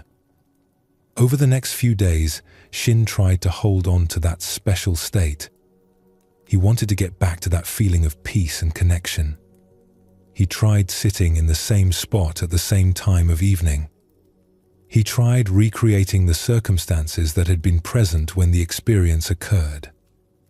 But the more he tried to make the feeling return, the more it eluded him. He grew frustrated. Why had the peace come so easily that first evening, and now he could not find it again? He felt like he had been given a glimpse of something precious and then had it taken away. He began to feel worse than before the experience. At least before, he had not known what he was missing. Now he knew there was a better way to feel, but he could not access it. Shin mentioned his frustration to an old woman named Hisako who lived at the edge of the village. She was known for her quiet wisdom, and people often sought her counsel. When Shin described his experience and his inability to recreate it, Hisako listened carefully. "What you experienced was real," she said. "But you are now making a mistake that causes suffering." "What mistake?" Shin asked. "You are trying to make a temporary experience permanent. You are grasping at a mental state that arose and passed, and you are suffering because you cannot hold on to it." She paused, then continued. "All experiences are impermanent, including the good ones. That moment of peace you felt was genuine and valuable. But it was also temporary. It arose from certain conditions coming together. When those conditions changed, the experience changed. This is natural. This is how all mental states work." "But surely peace is better than anxiety," Shin protested. "Should I not try to cultivate the better state?" "You can certainly practice in ways that make peaceful states more likely to arise," Hisako agreed. "But you cannot grasp and hold any state permanently. The very act of grasping prevents the state from arising naturally. When you sat on that rock, you were not trying to achieve anything. You were simply present. The peace arose on its own. Now you are trying to force it to return, and this trying creates tension that prevents peace. She looked at Shin with compassionate understanding. Every mental state will pass. The anxious ones will pass. The peaceful ones will pass. Even the most profound insights come and go. When you understand this, you can appreciate good states while they are present without clinging to them when they fade. And you can endure difficult states knowing they too will pass. Shin thought about this teaching for several days. He recognized that he had been creating suffering by trying to hold on to a temporary experience. He had tasted peace and then spent his energy trying to trap it, to make it permanent. But peace, like everything else in the mind, was impermanent. It had come. It had gone. Other states had taken its place. He decided to try a different approach. Instead of trying to recreate that special evening, he simply sat quietly for a period each day without expecting any particular experience. Sometimes his mind was busy and agitated. Sometimes it was calmer. Sometimes he felt peaceful. Sometimes he felt restless. He learned to meet whatever arose without demanding it be different. Gradually, something shifted. By releasing his grip on the peak experience, by accepting the impermanent nature of all mental states, Shin discovered a different kind of peace. Not the dramatic stillness of that special evening, but a quieter acceptance of whatever was present. This acceptance was itself a kind of peace, more stable than the peak experience because it was not dependent on any particular state arising or persisting. Sometimes the profound peace would return, arising unexpectedly when conditions aligned. When it came, Shin appreciated it fully. When it passed, he did not chase it. He understood that all states come and go. His practice was not to achieve a permanent state of peace. His practice was to be present for whatever state was actually occurring, knowing that it too would pass. Years later, when someone asked Shin about that transformative evening on the hillside, he said, "That experience was a gift. It showed me what is possible." But the real teaching came afterward, when I learned that trying to hold on to that state was creating my suffering.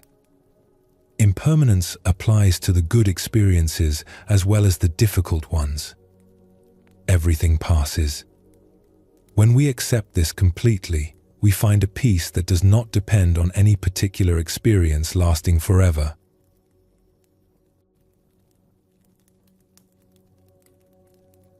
These two stories reveal the same truth about mental impermanence.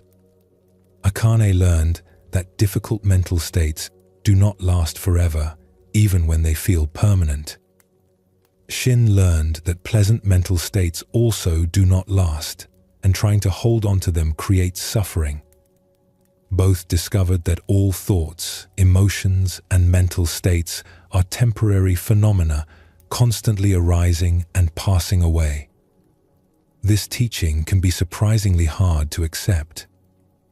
When we are suffering, we want to believe there is a permanent escape, a state of peace we can achieve and then maintain forever.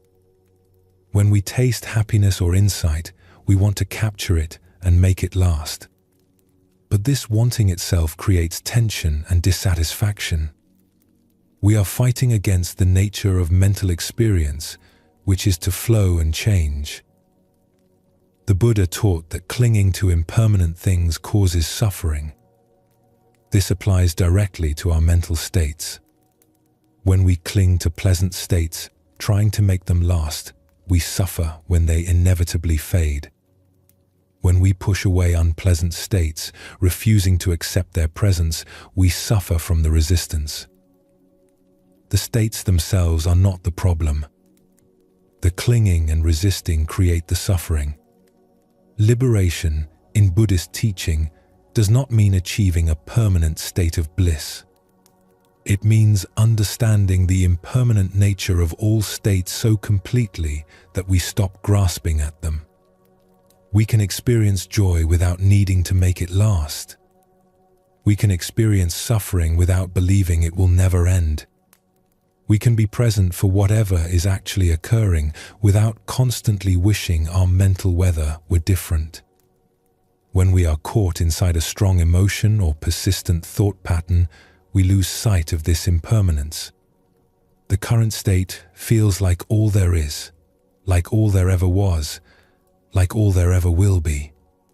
But if we can step back even slightly, if we can bring awareness to the process of experiencing rather than being completely absorbed in the content, we notice that everything is moving, changing, transforming. When we understand this deeply, we find a kind of freedom that does not depend on having only pleasant experiences. We can be with whatever arises, knowing it will pass. We can appreciate good states without clinging to them. We can endure difficult states without despair. We discover that beneath all the changing weather of thoughts and emotions, there is an awareness that remains, that can hold all experiences without being overwhelmed by them. This is the teaching of mental impermanence.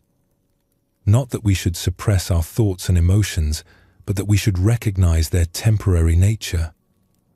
Not that we should try to achieve permanent peace, but that we should accept the constant flowing of mental experience. Not that thoughts and feelings do not matter, but that they matter less than we think when we see them clearly as passing phenomena. As you rest with this teaching, notice the thoughts moving through your mind right now. Notice how they come and go. Notice how your emotional state shifts, subtly or dramatically, throughout your experience. Notice that nothing in your mental landscape stays fixed. Everything is flowing, arising and passing, appearing and disappearing. This is not a problem to solve. This is the nature of having a mind.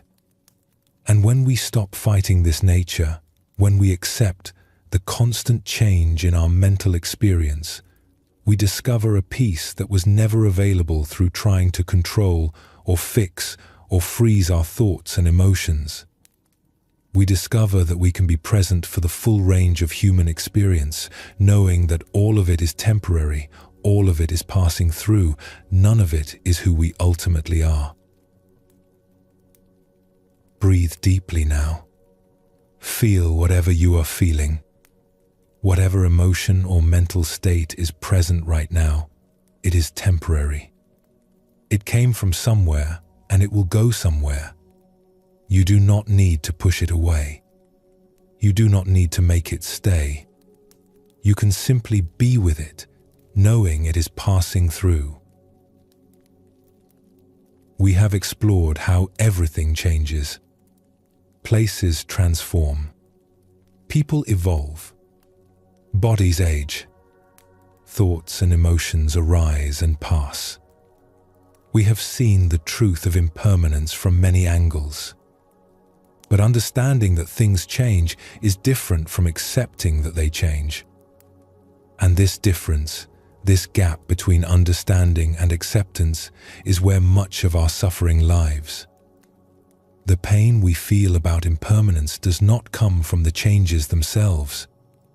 It comes from our resistance to those changes, from our desire for things to stay the same, from our clinging to what is passing away, from our refusal to let go of what is already gone. This is one of the core teachings of Buddhism. The second noble truth tells us that the cause of suffering is attachment, clinging, grasping. We want things to be permanent when they are not permanent. We want to hold on to what cannot be held. We want to freeze moments that are already flowing past. And this wanting, this grasping at what cannot be grasped, creates a particular kind of pain. When we cling tightly to people, trying to keep them exactly as they are, we suffer when they inevitably change.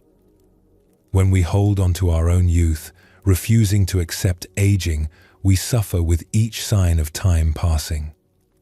When we grasp at pleasant experiences, trying to make them last forever, we suffer when they naturally end. The tighter we hold, the more we hurt. But there is another way.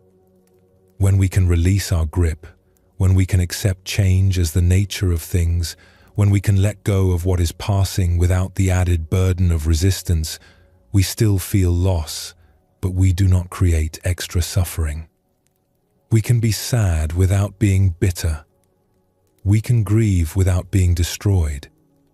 We can let things go without feeling like we are losing ourselves. This is not about becoming cold or detached. It is about loving with open hands instead of clenched fists. It is about appreciating what is here while it is here, without demanding it stay forever. It is about flowing with life's changes rather than standing rigid against them, being broken by their inevitable arrival. Consider a story that shows what happens when we try to hold too tightly. In a village known for its craftspeople, there lived a widow named Etsuko, whose husband had been a master woodworker. For 30 years, they had worked together. He would craft beautiful furniture and tools in his workshop behind their house, and she would manage the business, talking with customers, keeping accounts, organizing deliveries. They had been partners in every sense, building a life together piece by piece. When Etsuko's husband died suddenly one winter, her grief was profound and natural. She had lost her companion, her partner, half of herself. The house felt empty without his presence. The silence where his voice had been was almost unbearable. This pain was the price of having loved deeply, and it was real and valid. But Etsuko's grief took a particular shape that created additional suffering. She could not bear to change anything in his workshop. She left it exactly as it had been on the day he died. His tools hung on the wall in their usual places. His workbench held the project he had been completing. Sawdust still lay on the floor where it had fallen. She would not let anyone enter the workshop. She would not touch anything inside it.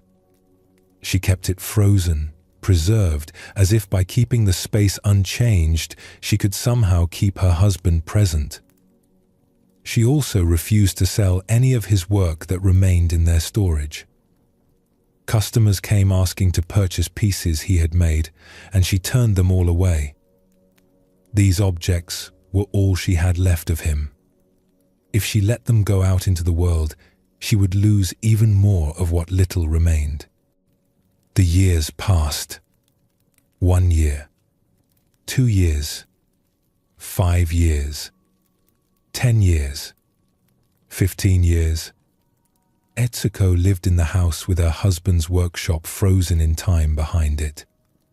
She would sit sometimes at the window, looking at the closed workshop door, remembering how he would emerge from it covered in sawdust, smiling at some small success in his work. The workshop began to deteriorate. Weather seeped in through small cracks. Moisture warped some of the wood. The tools, unused, began to rust. But Etsuko could not bring herself to maintain the space. That would mean acknowledging that he was gone, that things had changed, that time was passing. She preferred to let everything slowly decay rather than accept the truth of loss. People in the village worried about Etsuko.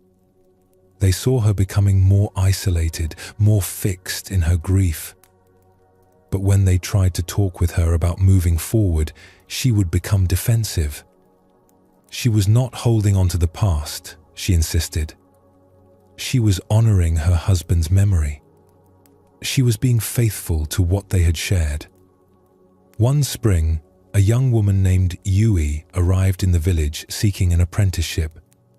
She wanted to learn woodworking and had heard that Etsuko's late husband had been a master.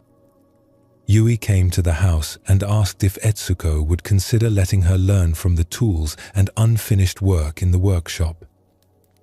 "My husband is gone," Etsuko said coldly. "His workshop is closed." "I understand," Yui said gently. "But his knowledge does not have to be gone.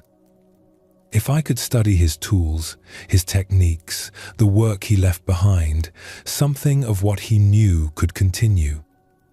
Is that not a kind of honoring?" "You do not understand," Etsuko said. "If I let anyone into that workshop, if I let anything change, I will lose what little I have left of him."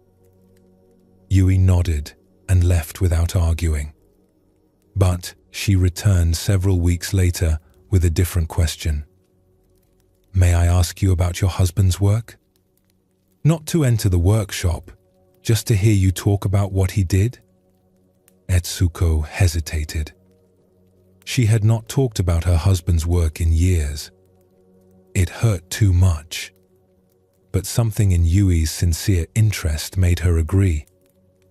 They sat together and Etsuko found herself describing the different types of wood her husband had preferred, the tools he had crafted himself, the particular techniques that had made his work distinctive.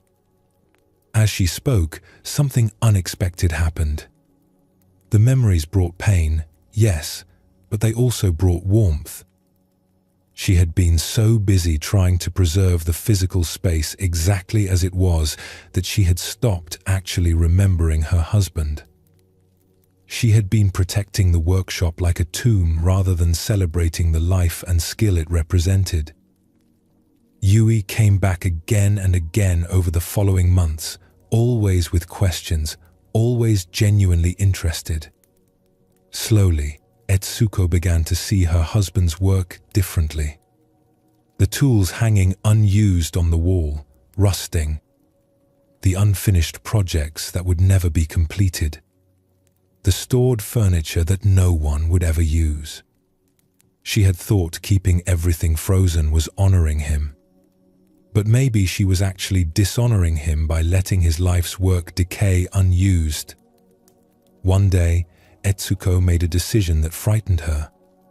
She told Yui she could enter the workshop. They would clean it together. They would restore the tools. They would complete the unfinished projects if possible. And Yui could learn from what was there. Opening the workshop door after 15 years was one of the hardest things Etsuko had ever done. It felt like a betrayal, like she was finally admitting her husband was truly gone. But as she and Yui began to clean, as they carefully restored the tools and workspace, something shifted in Etsuko's heart. She was not erasing her husband by allowing change. She was honoring him differently. By letting his tools be used again, by allowing his knowledge to pass to someone new, by permitting his work to go out into the world and serve people, she was letting his life continue to have meaning. The frozen, decaying workshop had been a monument to death. The restored, active workshop was a tribute to life. They completed several of the unfinished projects together. When they were done, Etsuko made another difficult decision. She would sell some of her husband's stored work to people who would use and cherish it. Keeping everything locked away had not kept her husband present. It had only kept his absence more painful. The first time someone came to take away a piece her husband had made, Etsuko felt a sharp pain in her chest. This was loss, real loss. But beneath the pain, she felt something else. Relief. A loosening. She had been holding so tightly for so long, and now she was learning to open her hands. Over the following year, Etsuko's life slowly transformed. She did not forget her husband or stop missing him. but she stopped trying to keep everything frozen in place. She allowed his workshop to become a living space again, where Yui practiced and learned. She allowed his work to move out into the world. She allowed time to pass and things to change without fighting every change as if it were a betrayal. One day, Yui completed her first major project under Etsuko's guidance, a chair made using techniques Etsuko's husband had developed. As they looked at the finished chair, Yui said, "Your husband's knowledge lives on. Through you teaching me, through his tools still being used, his skill continues." Etsuko felt tears in her eyes, but they were different tears than the ones she had cried for 15 years. "I thought I was keeping him alive by keeping everything the same," she said quietly. "But I was actually making a grave of his life's work. Now, by letting things change, by letting his tools be used and his techniques be taught, something of him does continue. Not frozen and dead, but alive and growing." She paused, touching the chair Yui had made. "I have learned something hard but necessary. Holding tight does not prevent loss. It only makes the loss more painful. When I finally opened my hands and let things change, I did not lose my husband more than I had already lost him. I just stopped suffering so much from the losing."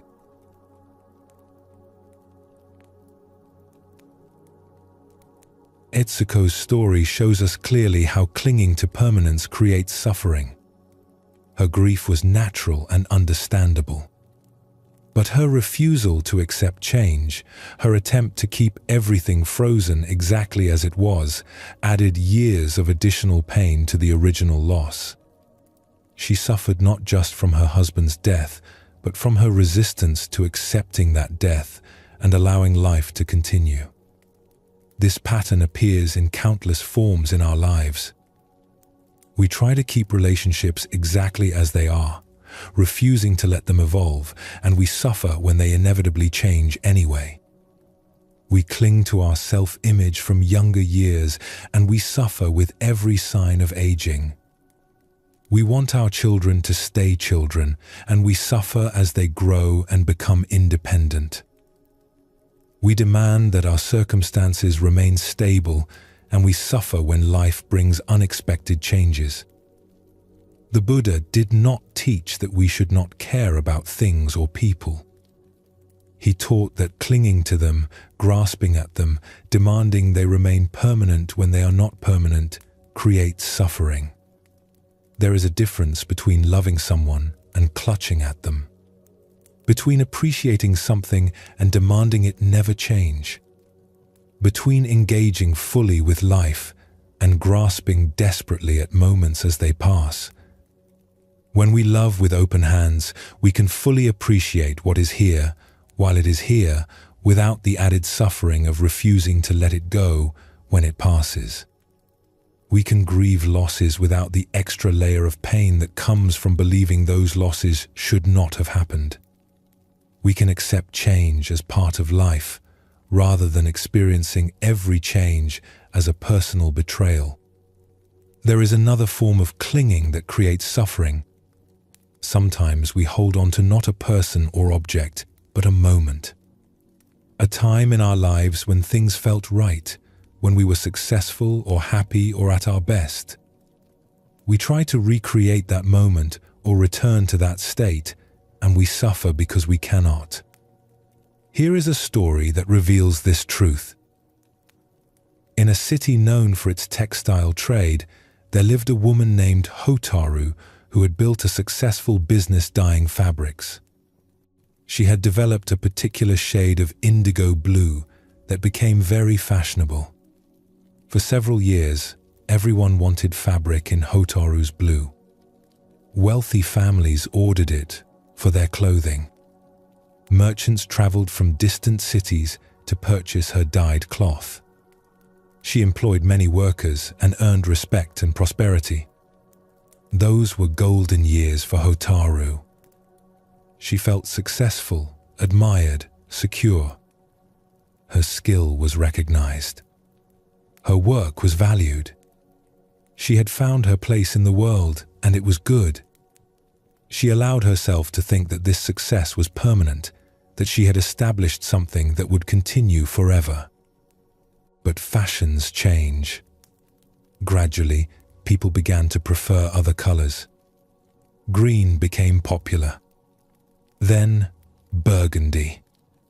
Then, patterns rather than solid colors. Hotaru's blue, which had seemed timelessly elegant, began to look dated. Orders decreased. Customers stopped coming. The workers she had employed found other work. Her workshop, which had been busy and profitable, became quiet. At first, Hotaru told herself this was temporary. Fashion would swing back to her blue. She just needed to wait. She continued dyeing fabric in the same color, storing it, sure that demand would return. But months passed, and the demand did not return. A year passed. 2 years. Hotaru became bitter. The world had turned against her for no good reason. Her blue was objectively beautiful. People were foolish to prefer these other colors. She refused to adapt, to learn new techniques, to develop new shades. She had been successful doing what she did. That success should have lasted. The fact that it did not last felt like an injustice. She spent her savings maintaining her workshop and continuing to produce the blue fabric that no one wanted. She kept everything exactly as it had been during her successful years, as if by refusing to change, she could somehow make the world change back. Her workshop became a museum to her past glory, unchanged while everything around her evolved. A young dyer named Maiko, who had briefly worked for Hotaru during the prosperous times, came to visit. She had started her own small dyeing business and was doing well by learning new techniques and responding to changing fashions. When she saw Hotaru's workshop, still producing the same blue that no one wanted, she felt concerned. "Hotaru-san," Maiko said carefully, "I have learned some new dyeing methods. Would you like me to share them with you? We could work together to develop new colors." Hotaru's face hardened. "I do not need new methods. My technique is excellent. The problem is not with my work. The problem is with people who have stopped appreciating quality." "But the market has changed," Maiko said gently. "Is it not better to change with it than to keep producing what people no longer want?" "If I change," Hotaru said, her voice sharp, "then I admit that those successful years are truly gone.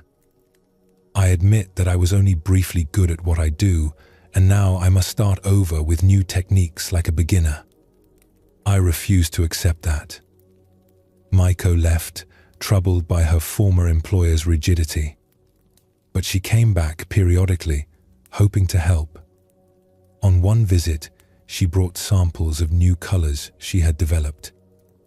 Beautiful shades that incorporated traditional techniques with new approaches.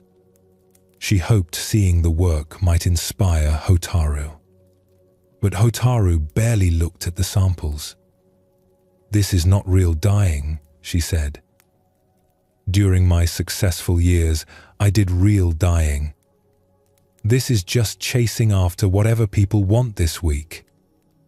"Is it chasing?" Maiko asked quietly, "or is it adapting? Is it abandoning your skill, or is it applying your skill in new ways?" After Maiko left, Hotaru sat alone in her workshop surrounded by bolts of blue fabric no one wanted. She was running out of money. She would soon have to close the workshop entirely. But still, she could not bring herself to change. Changing would mean accepting that her golden years were truly over. It would mean admitting that success is temporary. It would mean letting go of the identity she had built during those years as the master of that particular blue. One night, unable to sleep, Hotaru walked through her quiet workshop. She looked at all the stored fabric, years of work that had no buyer. She looked at the dyeing vats, rarely used now. She looked at the empty spaces where workers had once labored. And she realized something that made her want to cry. She had been so busy trying to preserve her past success that she had destroyed her present life. She had stopped being a dyer. She had become a curator of her own memory. She was producing blue fabric not because anyone wanted it, but because admitting no one wanted it would mean accepting that things had changed. The next morning, Hotaru did something that terrified her. She went to find Maiko. When they met, Hotaru said simply, "Will you teach me the new techniques?" "I am ready to learn." Maiko looked at her former employer with surprise and respect. "Of course. But may I ask what changed?" Hotaru was quiet for a moment. "I realized I have been clinging to a moment in time that is gone. Those successful years happened. They were real. But they are over. By refusing to accept that they are over, I have made myself unable to have any new success. I have been choosing a dead past over a living present." She paused, then added, "I am afraid. Learning new things at my age, starting over in some ways. But I am more afraid of spending the rest of my life trying to inhabit a moment that no longer exists." Over the following months, Hotaru learned new dyeing techniques. She was not as quick to learn as she had been when she was younger, and this humbled her. She had to accept being less skilled, less certain, less masterful than she had been in her area of expertise. This was painful, but it was also freeing. She was no longer trapped in the past. She was engaged with the present. The fabrics she eventually began producing were different from her old work. They showed both her traditional skill and the new techniques she had learned. They were not better or worse than her famous blue. They were simply different. And people began to buy them. Hotaru never became as successful as she had been during her golden years. Those years of peak prosperity did not return. But she built a modest, sustainable business. More importantly, she was alive again. She was learning, growing, adapting. She was meeting life as it actually was, rather than demanding it be what it once had been. Years later, someone asked Hotaru about her famous blue. "Do you ever make it anymore?" "Sometimes," Hotaru said, "when someone specifically requests it. But I no longer see it as the only thing I can do.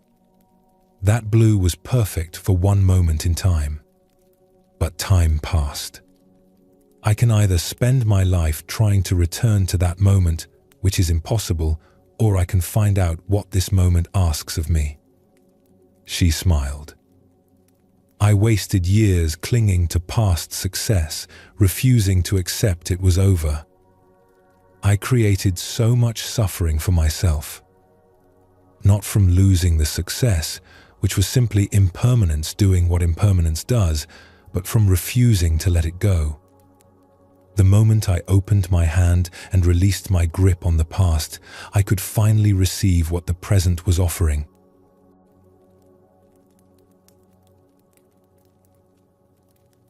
Both Etsuko and Hotaru show us the same teaching from different angles. Etsuko clung to a person who was gone. Hotaru clung to a moment that had passed.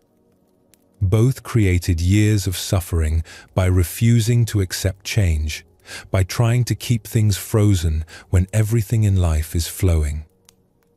This is perhaps the most challenging aspect of the impermanence teaching.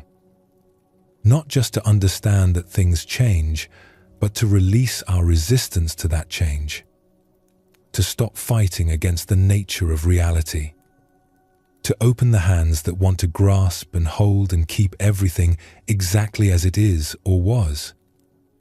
The Buddha taught that this grasping, this clinging, this resistance to change is at the root of our suffering. We grasp at pleasure, trying to make it last. We grasp at youth, fighting against aging. We grasp at success, refusing to accept when it fades. We grasp at people, demanding they stay exactly as they are. We grasp at our own self-image, resisting any evolution or change. And all this grasping creates tension, creates pain, creates suffering that goes beyond the natural sadness of loss. There is a difference between loving something and grasping at it. When we love with open hands, we appreciate fully what is here while it is here. We engage deeply with people, experiences, moments, but we do not demand that they stay forever. We do not resist when they naturally change or end. We feel grief when they go, but we do not add the extra suffering of believing they should not have gone.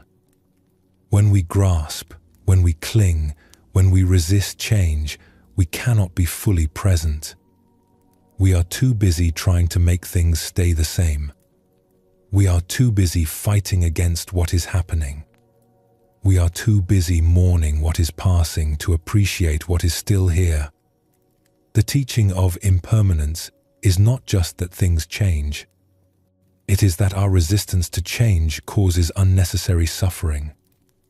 When we can accept change as the nature of existence, when we can release our grip on what is passing, when we can let go with some measure of grace, we still experience loss, but we do not multiply that loss through resistance. This is one of the deepest practices in Buddhism. Learning to hold things lightly, learning to love without grasping, learning to appreciate without demanding permanence, learning to let go when it is time to let go. Not because we do not care, but because we understand the nature of reality and we choose to flow with it rather than against it. This is the practice the teaching of impermanence invites us to. Not to stop loving or caring, but to love and care with open hands. To appreciate what is here while it is here. To let go when it is time to let go. To flow with change rather than standing rigid against it. To accept that nothing lasts, and to find in that acceptance not despair, but a deeper engagement with the precious temporary moment we are actually living. Take a moment now to notice what you might be holding on to. A memory of how things used to be. An identity from an earlier time in your life. A wish for circumstances to return to how they were. Feel what it is like to hold tightly to these things. And then, just for this moment, see what it feels like to soften your grip, even slightly. We have seen how impermanence touches everything. We have explored the suffering that comes from resisting change. But there is another way to meet this truth. A way that does not just accept impermanence, but actually appreciates it. Even finds beauty in it. In Japanese culture, there is a concept called wabi-sabi. It refers to an aesthetic sensibility that finds beauty in imperfection, in incompleteness, and especially in impermanence. The weathered wood, the cracked tea bowl, the fallen leaves, the cherry blossoms that bloom briefly and then scatter. These things are not beautiful despite their impermanence. They are beautiful because of it. This way of seeing reverses our usual thinking. We typically believe that things should be new, perfect, permanent to be valuable. We want objects that last forever. We want youth that does not fade. We want experiences that go on and on. We think permanence equals worth. But wabi-sabi teaches something different. It suggests that the temporary nature of things is exactly what makes them precious. The cherry blossoms would not move us so deeply if they bloomed forever. We treasure them because they last only a few weeks each year. Their brevity is part of their beauty. A sunset is magnificent partly because it lasts only minutes before darkness comes. The seasons are meaningful because they change. When we truly understand this, we begin to see everything differently. The lines appearing on our face tell the story of years lived. The worn path through a garden shows where countless feet have walked. The crack in an old cup reveals its history of use. These marks of time passing are not defects. They are evidence of life being lived, of objects being used, of existence unfolding as it naturally does. This teaching asks us to shift our relationship with impermanence completely. Instead of mourning what fades, we can appreciate the fading itself. Instead of resisting age and wear, we can see them as adding character and depth. Instead of wanting everything to stay new forever, we can value the beauty that only comes with time passing. What follows is a story about someone who discovered this way of seeing. In a village surrounded by mountains, there lived a young woman named Mizuki who wanted to be a poet. She had studied poetry since childhood, reading all the classical works she could find. She wanted to write verses that would be considered great, that would last through the ages, that would make her name remembered forever. But Mizuki struggled with her writing. Everything she created felt flat and lifeless. She could construct verses with proper form and elegant language, but they lacked something essential. They felt empty, like beautiful shells with nothing inside. Her teacher, an old poet named Basho, would read her work and nod politely, but say little. She knew this meant the work was technically correct, but not truly poetry. One spring morning, Basho told Mizuki to stop writing for a while. Instead, she should spend an entire day simply observing. "Go and watch," he said. "Pay attention to what you see. Notice what moves you, but do not write. Just look." Mizuki felt frustrated by this instruction. How would watching help her write better poetry? She needed to practice writing, not waste time looking at things. But she respected her teacher and agreed to try. She left the village at dawn and walked into the surrounding hills. The morning was clear and beautiful. Spring had arrived and everything was blooming. Cherry trees covered the hillsides in clouds of pink and white blossoms. The sight was stunning, like something from a painting. But Mizuki had seen cherry blossoms every spring of her life. They were lovely, but familiar. What was she supposed to notice? She found a place to sit beneath a large cherry tree and began to observe as her teacher had instructed. At first, her mind was busy with thoughts about her poetry, her ambitions, her frustrations. But gradually, as she sat in silence, her attention settled on what was actually before her. She noticed how the blossoms moved in the breeze, how light passed through the petals, how each flower was slightly different from the others. She watched insects visiting the blooms.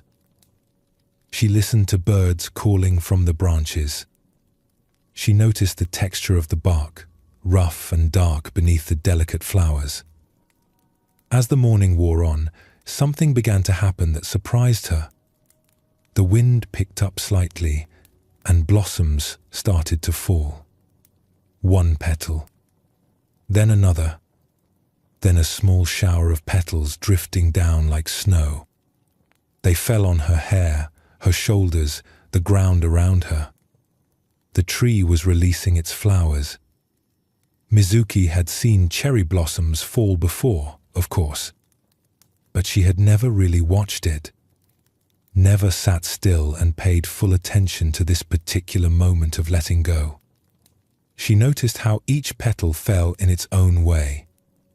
Some spiraled down, some drifted, some fell straight and quick. They landed on the grass, on stones, in a small stream nearby where they floated away. As she watched, something shifted in her chest. A feeling rose up that she could not quite name. It was not exactly sadness, though there was sadness in it. It was not exactly joy, though there was joy too. It was a kind of poignant recognition. These flowers were so beautiful precisely because they were falling. Their perfection lasted only moments. They bloomed for a brief time and then let go. This releasing was not failure. It was completion. It was the natural arc of their existence. She thought about all the poems she had read about cherry blossoms. The classical poets had written about them constantly, returning to them again and again. She had always assumed they wrote about cherry blossoms because the flowers were pretty. But sitting here, watching the petals fall, she understood something deeper. The poets were not just celebrating beauty. They were recognizing impermanence. The cherry blossoms showed the truth of all existence in a form so beautiful it was almost unbearable. Mizuki sat under the tree for hours, watching the slow rain of petals. By afternoon, the ground was covered in a soft carpet of pink and white. The tree, which had been full and glorious in the morning, was now half bare. Its moment of peak bloom had passed, and this passing was as beautiful as the blooming had been. When she finally walked back to the village that evening, Mizuki understood something she had not understood before. She had been trying to write poetry about eternal truths, timeless beauty, things that would last forever. But poetry was not about the permanent. It was about the temporary. It was about capturing a moment that was already passing. It was about holding up the truth of impermanence in a form that let others see it clearly. That night, she wrote a poem. It was very simple, just a few lines about cherry blossoms falling into a stream and floating away. Nothing profound or complicated. Just what she had seen, what she had felt, the moment of beauty and letting go. When she showed the poem to Basho the next day, his face changed as he read it. He looked up at her with something like recognition. "Now you are beginning to understand," he said. "This is poetry." "But it is so simple," Mizuki said. "Just blossoms falling. Nothing important." "Everything important is in those falling blossoms," Basho replied. "Birth and death, beauty and loss, the whole truth of existence. You finally stopped trying to write about eternal things and wrote about what is actually real. What is real is always temporary. This is what poetry has to capture." Over the following months, Mizuki's writing transformed. She stopped trying to write verses that would last forever and started writing about moments that were already passing. A morning mist burning off a field. An old dog sleeping in a patch of sun. Footprints in snow beginning to melt. Each poem captured something temporary, something that existed only briefly and then was gone. And paradoxically, by writing about the temporary, her poems began to feel more lasting. They held truths that did not change precisely because they accepted that everything changes. Years later, When Mizuki had become a respected poet herself, students would ask her how to write good poetry. She would tell them, "Do not try to write about things that last forever. Nothing lasts forever. Write about things as they are passing. Find the beauty in fading, in ending, in letting go. The most enduring art is made from the most temporary materials. Words that capture impermanence somehow escape impermanence themselves." She would often add, "I wasted years trying to write about eternity." But eternity is an abstraction. What is real is this moment, this breath, this flower that is already beginning to fade. When we can see the beauty in that, when we can honor the temporary instead of resenting it, we discover what poetry actually is. We discover what life actually is.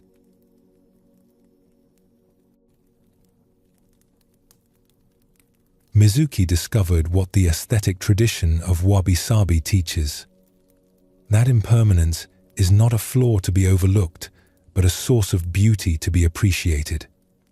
The cherry blossoms are treasured throughout Japanese culture, not despite their brief bloom, but because of it.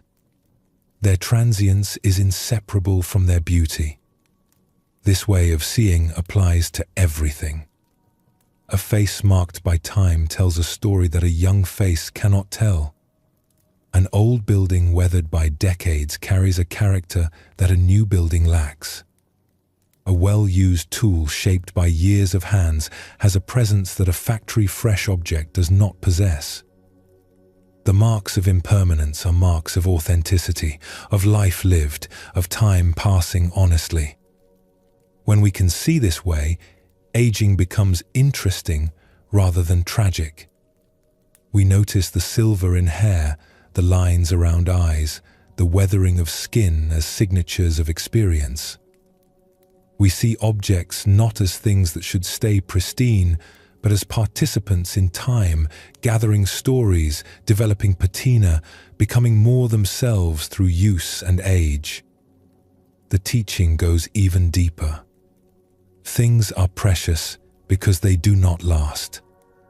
If cherry blossoms bloomed forever, we would stop noticing them. If youth lasted eternally, we would not treasure it. If moments went on indefinitely, we would not be present for them. Impermanence creates urgency, creates attention, creates appreciation. We treasure what we know will pass. Think about your own experience. Which moments stand out most vividly in your memory?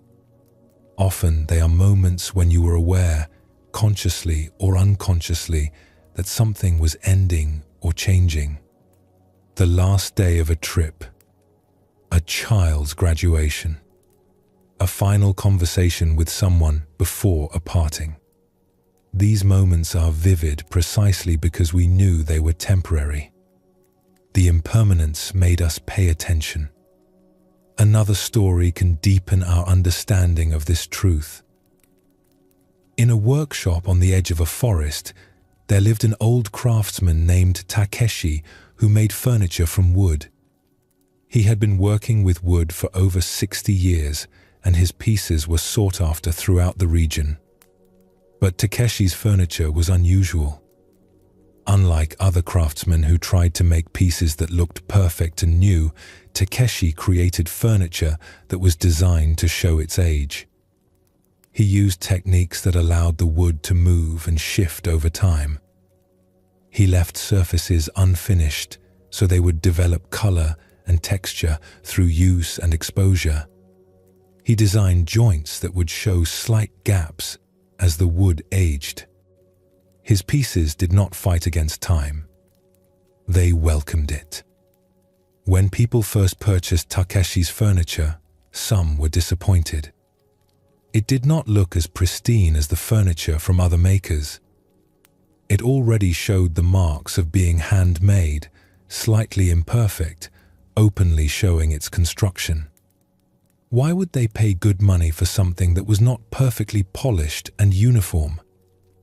But Takeshi would tell them, You are not buying furniture that looks good on the day you bring it home. You are buying furniture that will become more beautiful as you live with it. Give it 10 years, 20 years, 30 years. Then you will see what I am making." And he was right. After years of use, Takeshi's furniture transformed. The wood darkened and developed a rich patina that no finish could replicate.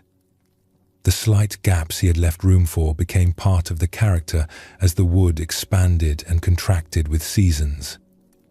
The surface texture that came from hands touching the wood day after day, from objects being placed and removed, from life being lived around these pieces, created a depth of beauty that new furniture could never possess.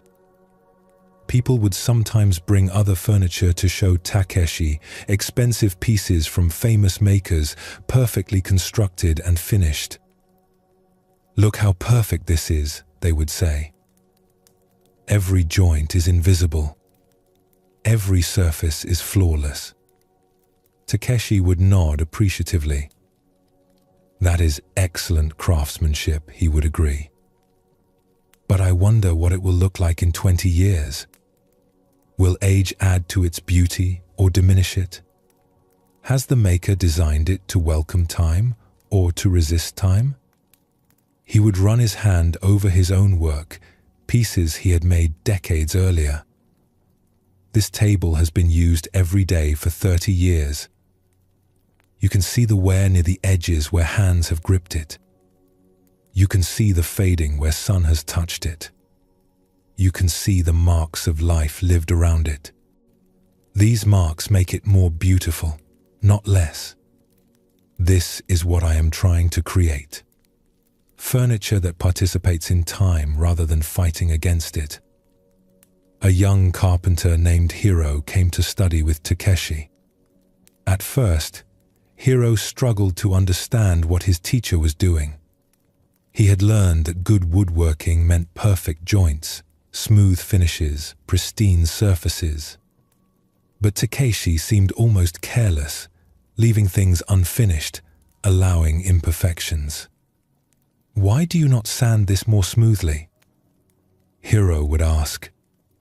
Or, "Should we not fill this gap?" Takeshi would smile patiently. "I am not making furniture for the moment it leaves my workshop. I am making furniture for years from now. That gap will close and open with the seasons. That rough texture will be smoothed by 1,000 hands. I am leaving room for time to finish what I start." One day, an elderly woman came to the workshop with a chair Takeshi had made for her parents 50 years earlier. The chair had been used daily by her family. It was worn, weathered, marked by decades of life. But it was also beautiful in a way that took Hiro's breath away. The wood glowed with a depth of color he had never seen. The surface had a texture that seemed almost alive. The piece carried a presence, a dignity that came from having been truly lived with. "Can you repair it?" the woman asked. "Some of the joints have loosened." Takeshi examined the chair carefully, his old hands moving over it with recognition and affection. "I remember making this piece," he said. "Your father came to me when he was first married. I can repair the joints. But I want you to see something first." He pointed out details to Hiro. The way the wood had darkened unevenly, creating subtle patterns. The wear on the armrests where thousands of hands had gripped. The slight depression in the seat from decades of sitting. The marks on the legs where someone had habitually rested their feet. "This chair has become beautiful through use," Takeshi said. "Through time passing. Through life being lived. When I made it, it was just wood and joints. Now it is something more. It carries stories in its grain. It has become itself through aging. After the woman left with her repaired chair, Hiro said to Takeshi, "I understand now what you are teaching. You are making furniture that honors impermanence. That welcomes time passing instead of trying to stay frozen."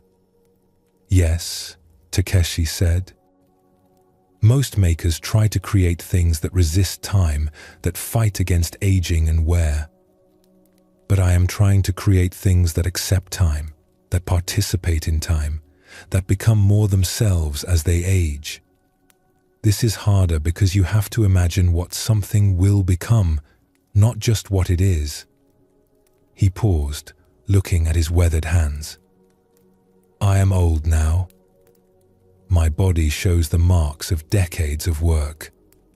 Some people would say I am worn out, diminished by age. But I think I am more myself now than I was at 20. Experience has shaped me. Time has revealed what was always there beneath the surface. This is what I try to build into my furniture. The capacity to be shaped by time in ways that add rather than subtract." Hiro worked with Takeshi for many years, learning not just techniques, but a whole philosophy of making. When he eventually opened his own workshop, he created furniture in the same spirit. Pieces designed to welcome time, to show their age honestly, to become more beautiful through use and wear. People would sometimes ask Hiro why his furniture did not look as perfect as other makers' work. He would say, "I am not making furniture to look at. I am making furniture to live with. Give it time. Let it be used. Let it age. Then judge if it is beautiful." And those who kept his pieces found that Takeshi's teaching was true. The furniture became more beautiful with time. It developed character that new things cannot have. It participated in the lives of the families who used it, gathering stories, marking time, showing honestly the passage of years. And this honesty, this acceptance of impermanence, was its deepest beauty.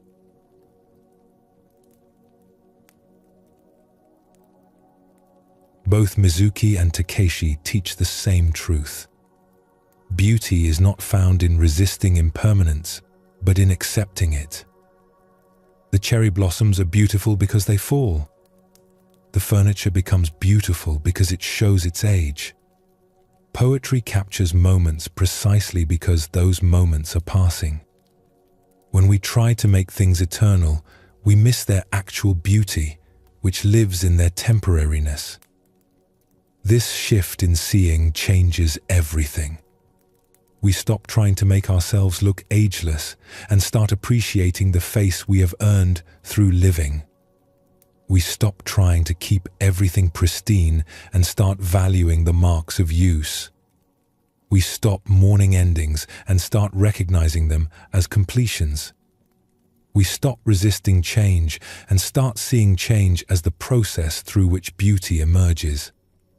Think of the things you treasure most. Often they are not the newest or most perfect things. They are things that carry history. The book, worn from many readings. The path smoothed by countless footsteps. The photograph faded by time. The quilt patched and mended. These things are precious, not despite their imperfection, but because of it. They show time passing. They show life lived. When we understand impermanence this way, we can finally be present for life as it actually is. We can appreciate this moment knowing it will pass, and this knowing makes us pay attention more carefully. We can love this person knowing they are temporary, and this knowing makes our love more tender. We can engage with this experience knowing it will end, and this knowing makes us more fully present. The beauty of fading things teaches us that impermanence is not the enemy of value. It is the source of value. Nothing would matter if everything lasted forever. We treasure the temporary precisely because it is temporary. The sunset is magnificent for minutes before darkness comes. The season is meaningful because it yields to the next season. Life itself is precious because it ends. When we can see this way, impermanence stops being something to fear or mourn. It becomes something to appreciate, even to celebrate. We understand that the marks of time passing are not defects, but distinctions. That aging is not decay, but development. That endings are not failures, but completions. The teaching asks us to shift from fighting impermanence to appreciating it, to see that life's beauty lives precisely in its transience, to understand that we treasure things not despite their temporary nature, but because of it. This shift in perception is profound. It changes not just how we see the world, but how we live in it. We have explored impermanence from many angles. We have seen how everything changes. We have recognized that resisting change creates suffering. We have discovered that impermanence can be a source of beauty rather than only loss. But there remains one essential question. How does this teaching actually change how we live? Understanding impermanence is not just philosophical knowledge. It is not just something to think about or agree with intellectually. When the teaching truly sinks in, when we really grasp that everything is temporary, it transforms how we move through our days, how we relate to people, how we spend our time, how we hold our possessions, how we meet each moment. Someone who deeply understands impermanence lives differently than someone who believes things should be permanent. They make different choices. They have different priorities. They carry themselves with a different quality, not heavy with grasping and fear, but lighter, more present, more free. This lightness does not come from not caring. It comes from caring deeply while also accepting the temporary nature of everything we care about. It is the freedom that comes from releasing the impossible task of making impermanent things permanent. The peace that comes from flowing with change rather than fighting against it. When we truly understand that nothing lasts, we stop wasting time on things that do not matter. We stop holding grudges because we know life is too short for sustained resentment. We forgive more easily because we recognize that everyone is changing, including the person who hurt us and ourselves. We express love more openly because we know the people we love will not be here forever. We appreciate ordinary moments more because we recognize they are not repeating. This conversation will never happen again exactly like this.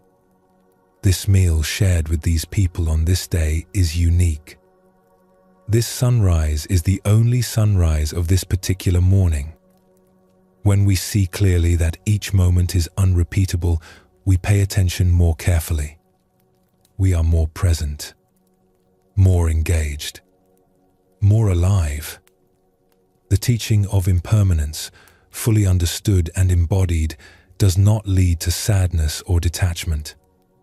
It leads to deeper engagement, to fuller presence, to more tender care for what is here while it is here. Someone who understands impermanence loves more freely, lives more fully, and suffers less from the inevitable changes that life brings. What follows is a story about someone who embodied this understanding. On the roads between villages and towns, there lived a monk named Rio who spent most of his time traveling. He had no fixed home, no monastery to return to. He would walk from place to place, sometimes staying in temples for a few nights, sometimes sleeping under trees, sometimes invited into homes by people who offered hospitality to wandering monks.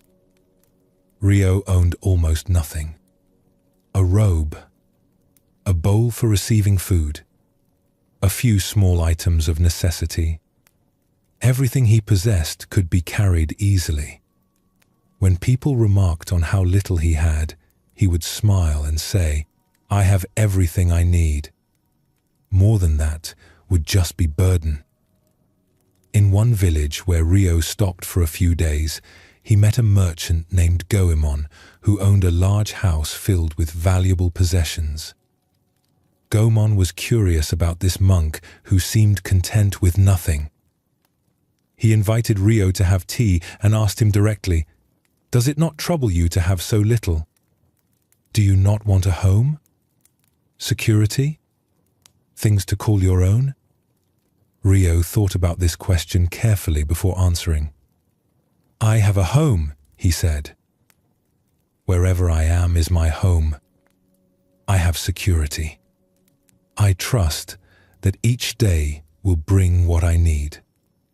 And I have things of my own. This robe, this bowl. What more should I want?" "But what about your future?" Goemon pressed. "When you are old, who will care for you? What will you live on?" "The future is not here yet," Rio said gently. "I cannot live in it now. When the future arrives, it will be the present, and I will meet it then. Worrying about it now does not make it easier. It only makes this moment heavier." Goemon shook his head. "That is foolish. A wise person prepares, accumulates, builds security so that when difficulties come, they are protected." "Perhaps," Rio said. "But tell me, do you feel secure? With your large house and many possessions, do you feel safe?" Goemon had to admit he did not. He worried constantly about his property, about thieves, about fire, about the value of his goods, about whether he had enough, about losing what he had. His possessions did not bring him peace.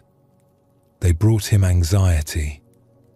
"I do not own many things because I understand that I cannot keep anything," Rio explained. "One day I will die. Everything I possess will be left behind.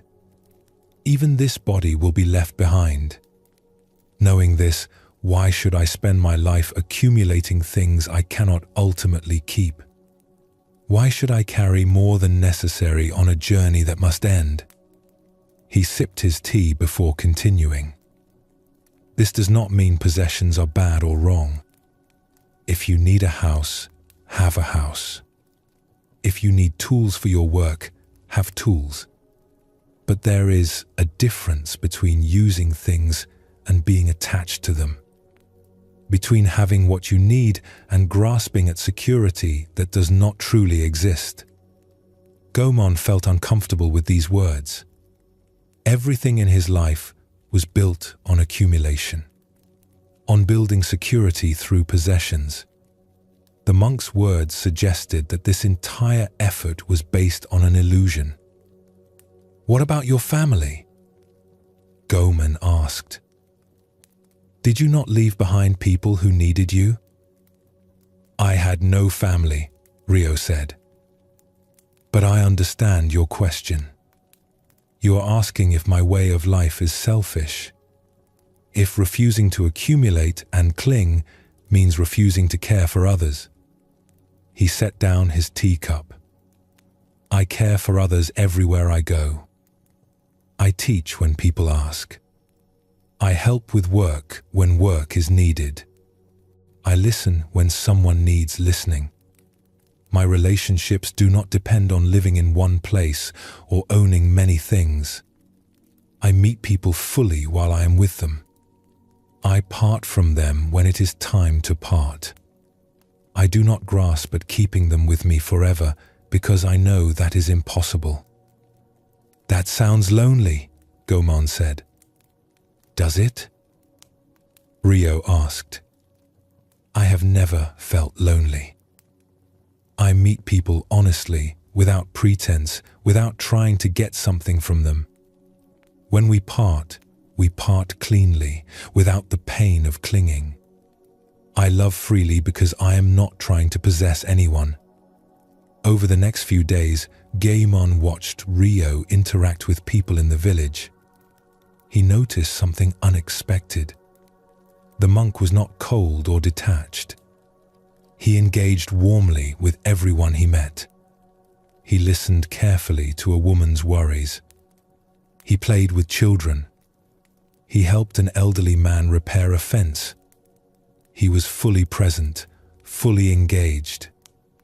But there was a quality to his presence that was different from how most people interacted. He did not seem to want anything from anyone. He was not trying to impress or gain anything. He gave his attention freely and completely to whatever was before him, and then moved on without trying to hold on to the encounter or make it into something permanent. On the day Rio was leaving the village, Gaemon came to walk with him for a while. "I have been thinking about what you said," Gaemon admitted. "About how we cannot keep anything. How everything must be left behind. This troubles me. It makes life seem meaningless. If we lose everything in the end, what is the point?" Rio smiled. "The point is living. Right now. Fully present for what is actually here. We make life meaningless when we spend it grasping at permanence that does not exist. When we use the present only as a means to secure some imagined future. When we are so busy accumulating and protecting that we forget to actually be alive." He gestured to the road ahead, the morning sunlight, the birds singing. "This moment is real. This walk is real. This conversation is real. Why would I miss this by worrying about what I cannot control? Why would I be half present here because my mind is busy protecting what I own or anxious about losing it?" Gaemon walked in silence for a while, thinking about his own life. How much time he spent managing his possessions. How much energy he gave to worrying about security. How little attention he gave to what was actually present in each moment. "I think I understand," he said finally. "You are free because you have nothing to protect. Nothing to lose. You can be completely here because you are not divided between here and your concerns about maintaining what you have." "Yes," Rio said. "But this freedom is not about having nothing. It is about holding everything lightly. You could have your house and possessions and still be free if you understood their temporary nature. The problem is not the things. The problem is believing they are permanent, believing they can give you ultimate security, grasping at them as if they could protect you from life's changes." They reached the edge of the village and stopped. Rio adjusted his robe and prepared to continue his journey. "I do not know if we will meet again," he said to Gaemon. "Probably not. But this meeting has been real. This conversation has been genuine. That is enough. I do not need it to last forever for it to have value." Gaemon felt a sadness at the parting, but also something else. A kind of clarity. "Thank you," he said. "You have shown me a different way of being." "I have shown you nothing you did not already know," Rio replied.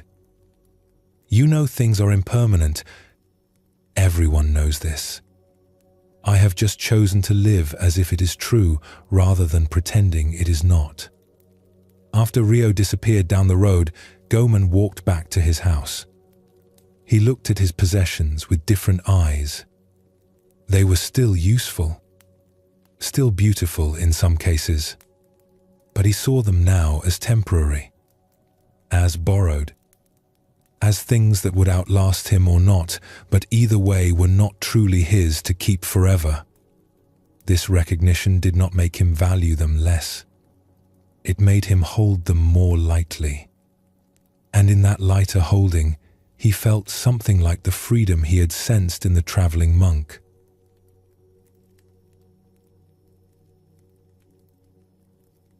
Rio shows us what it looks like to live with full understanding of impermanence. Not as a harsh ascetic denying himself everything, but as someone who has released the burden of trying to make permanent what cannot be permanent. His lightness comes from accepting reality rather than fighting it. This does not mean we should all become wandering monks with no possessions. Most of us have responsibilities, relationships, work that requires us to live in one place and own various things. But we can hold all of it more lightly.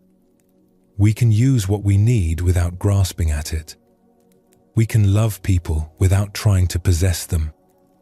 We can engage fully with life without demanding it stay the same forever. When we live this way, many things change. We stop accumulating beyond what we actually need because we understand we cannot ultimately keep anything. We forgive more easily because we know holding resentment wastes the limited time we have. We express appreciation more often because we recognize people will not always be here. We take fewer things for granted because we see their temporary nature more clearly. Understanding impermanence makes us more present, not less. More engaged, not more detached. We can throw ourselves into life fully, precisely, because we know it will not last. The temporary nature of everything is not a reason to withdraw. It is a reason to show up completely. There is another way this teaching manifests in how people live. Not through lightness and traveling, but through presence and attention to what is here now. In a village surrounded by rice fields, there lived an elderly woman named Sora who tended a small garden behind her house.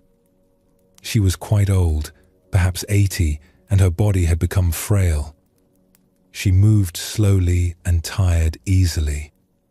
She knew, without anyone saying it directly, that she did not have many years left. Perhaps not many seasons left.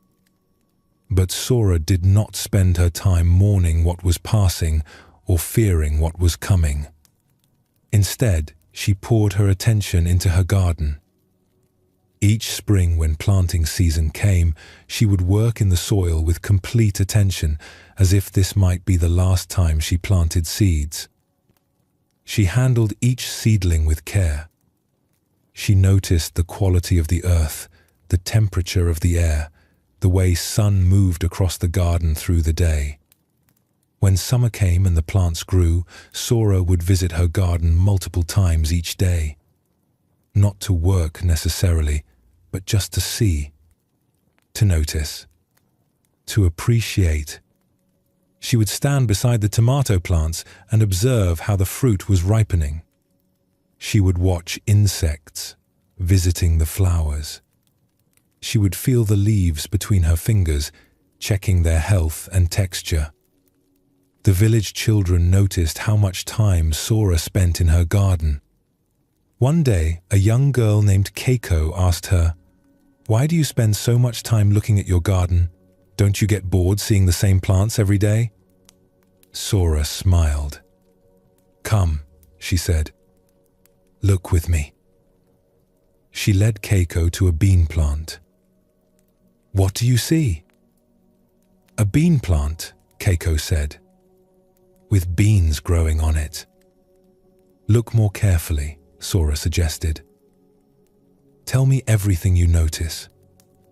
Keiko looked more closely. As she paid attention, she began to see more. The way the leaves curved. How some beans were ready to pick while others were still small and pale. How a bee was moving from flower to flower. How dew from the morning still clung to some leaves even though it was afternoon. "I see more than I thought," Keiko said, surprised. "Yes," Sora said. "And I see more than you because I have looked at this plant every day since it was a seed. I have watched it grow from nothing to this. I know which leaves were damaged by wind, which stems I had to support. I know this particular plant. Not bean plants in general. This one." She touched a leaf gently. "And I look carefully because I know I will not be here forever. Maybe I will see this plant make beans this year. Maybe I will not be here next year to see new beans. This knowing makes me look carefully now. Makes me appreciate what is actually here while I can see it." Over the following weeks, Keiko began visiting Sora's garden regularly. Sora would show her things to notice. The way a squash blossom opened in the morning. How rain brought worms to the surface. How the soil changed color when it needed water. She taught Keiko to really see what was before her, not just glance at it and move on. "Most people look at things but do not see them," Sora explained. "They are too busy thinking about other things. Planning, remembering, worrying. But the actual world is here, now, full of detail and beauty. When we know that we will not be here forever, that this moment will not repeat, we can finally be present for it." One afternoon, they were sitting together in the garden when Sora said, "I think this may be my last garden. My body is very tired. I feel the seasons turning in my bones. But I am not sad. I have had many gardens, many years of planting and growing and harvesting. I have been very fortunate." Keiko felt distressed. "Don't talk about dying. You will have more gardens." "Perhaps," Sora said. "Perhaps not. It does not matter. What matters is that I am here now. This garden is here now. I can see it and touch it and appreciate it. This is enough." She looked at Keiko with kind eyes. "When you are young, you think everything will last forever. You think there will always be time. Later, you realize time is precious. Everything is temporary. And this realization can make you either sad or awake. I choose to be awake." Keiko visited often after that. She learned not just about gardening, but about a way of being present. About noticing what is actually here instead of being lost in thoughts. About appreciating the temporary without mourning that it is temporary. When autumn came and Sora's garden began to fade, they harvested together what had grown. Sora moved slowly, tiring quickly, but she was fully present for the work. As they collected the last of the tomatoes, Sora said, "Everything that grows must also fade. The same force that makes seeds sprout makes leaves fall. This is not sad. This is complete. This is how life works." Sora did pass away that winter. Keiko grieved, but she also felt grateful. Sora had taught her something essential: how to be present for life while having life. How to see what is here before it is gone. How to appreciate the temporary without needing it to be permanent. The next spring, Keiko helped Sora's family plant a garden in the same space. As she worked the soil and placed seeds, she thought about Sora. How she had been fully alive until the end. How she had not wasted time wishing things were different. How she had met each moment, even her last season, with presence and appreciation. Keiko carried this teaching forward. As she grew older, she taught other children the same lessons. Look carefully. Be present. Notice what is actually here. Everything is temporary. This is not a problem. This is what makes everything precious.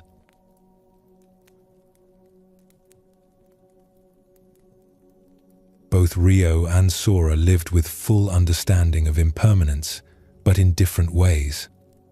Rio's understanding led to lightness and freedom of movement. Sora's led to depth and intensity of presence. Both were completely engaged with life precisely because they knew it was temporary. This is what the teaching offers us.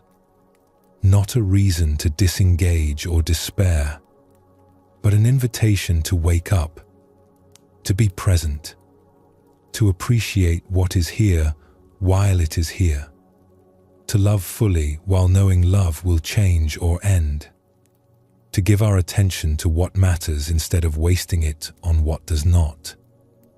When we understand impermanence deeply, we make different choices. We spend time with people we love instead of assuming they will always be available. We express gratitude more because we recognize that what we have could be gone tomorrow. We forgive more quickly because life is too short for sustained bitterness. We take chances we might otherwise postpone because we know there might not be a later. We also become more compassionate. When we see that everyone is temporary, that everyone is changing and aging and eventually dying, we recognize our shared condition. We are all in this together, all facing the same fundamental truth. This recognition softens our judgment and opens our hearts. Everyone is doing their best with the time they have, even when their best looks very imperfect. The teaching of impermanence, fully integrated, makes us both lighter and more present. Lighter because we release the impossible burden of trying to make things permanent. More present because we know each moment matters and will not repeat. We stop living for some imagined future where everything will finally be permanent and secure. We start living now with what is actually here, as it actually is. This does not mean we do not plan or prepare. It means we hold our plans lightly, ready to adjust when life inevitably brings unexpected changes. It means we prepare for the future without living only for the future. We remain anchored in the present while also tending responsibly to practical needs. The teaching transforms not just what we do, but who we are. We become people who can meet change without being destroyed by it. Who can love without grasping? Who can lose without losing ourselves? Who can be present for joy without demanding it last forever? Who can endure pain knowing it too will pass? We discover that impermanence is not the enemy. It is the teacher that shows us how to live, how to appreciate what we have, how to be present for our own lives, how to love fully while holding lightly, how to engage completely with the temporary moment we are actually living. This is the practical wisdom of impermanence. Not philosophical theory, but lived understanding. The kind of understanding that changes how we move through our days, how we meet the people we encounter, how we respond to what life brings. The kind of understanding that frees us to be fully alive while we have the chance. As we come to the end of our exploration tonight, take a moment to simply be where you are. Feel your body resting. Notice your breath moving gently in and out. Everything around you is changing, even in this quiet moment. And this is not a problem. This is simply how things are. Tonight we have journeyed through the teaching of impermanence from many angles. We saw how places transform and people evolve, how bodies age and thoughts arise and pass, how clinging to what is changing creates suffering, how the temporary nature of things can be a source of beauty rather than only loss, and how understanding impermanence deeply can help us live with more presence, more freedom, more appreciation for what is actually here. This teaching is one of the foundations of Zen and Buddhist practice. When we truly see that everything is impermanent, that nothing stays the same, that all things arise and pass away, we begin to hold life more lightly. We stop demanding that reality be different than it is. We flow with change rather than fighting against it. We appreciate what is here while it is here, knowing it will not last forever. You do not need to remember everything you heard tonight. The seeds have been planted. They will continue working in you in their own time. You may find yourself tomorrow noticing the impermanent nature of something you usually take for granted, or feeling less resistance to a change you are facing, or appreciating a moment more deeply because you recognize it is temporary. In our next episode, we will explore non-attachment, the practice of holding things lightly, of loving without grasping, of engaging fully with life while releasing our tight grip on how we think things should be. For now, let yourself rest completely. Let the day release its hold. Let your thoughts settle like leaves falling to the ground. Everything changes. Everything passes. And in this moment, you can simply be. Sleep well, and thank you for joining us here at Sleepy Monk.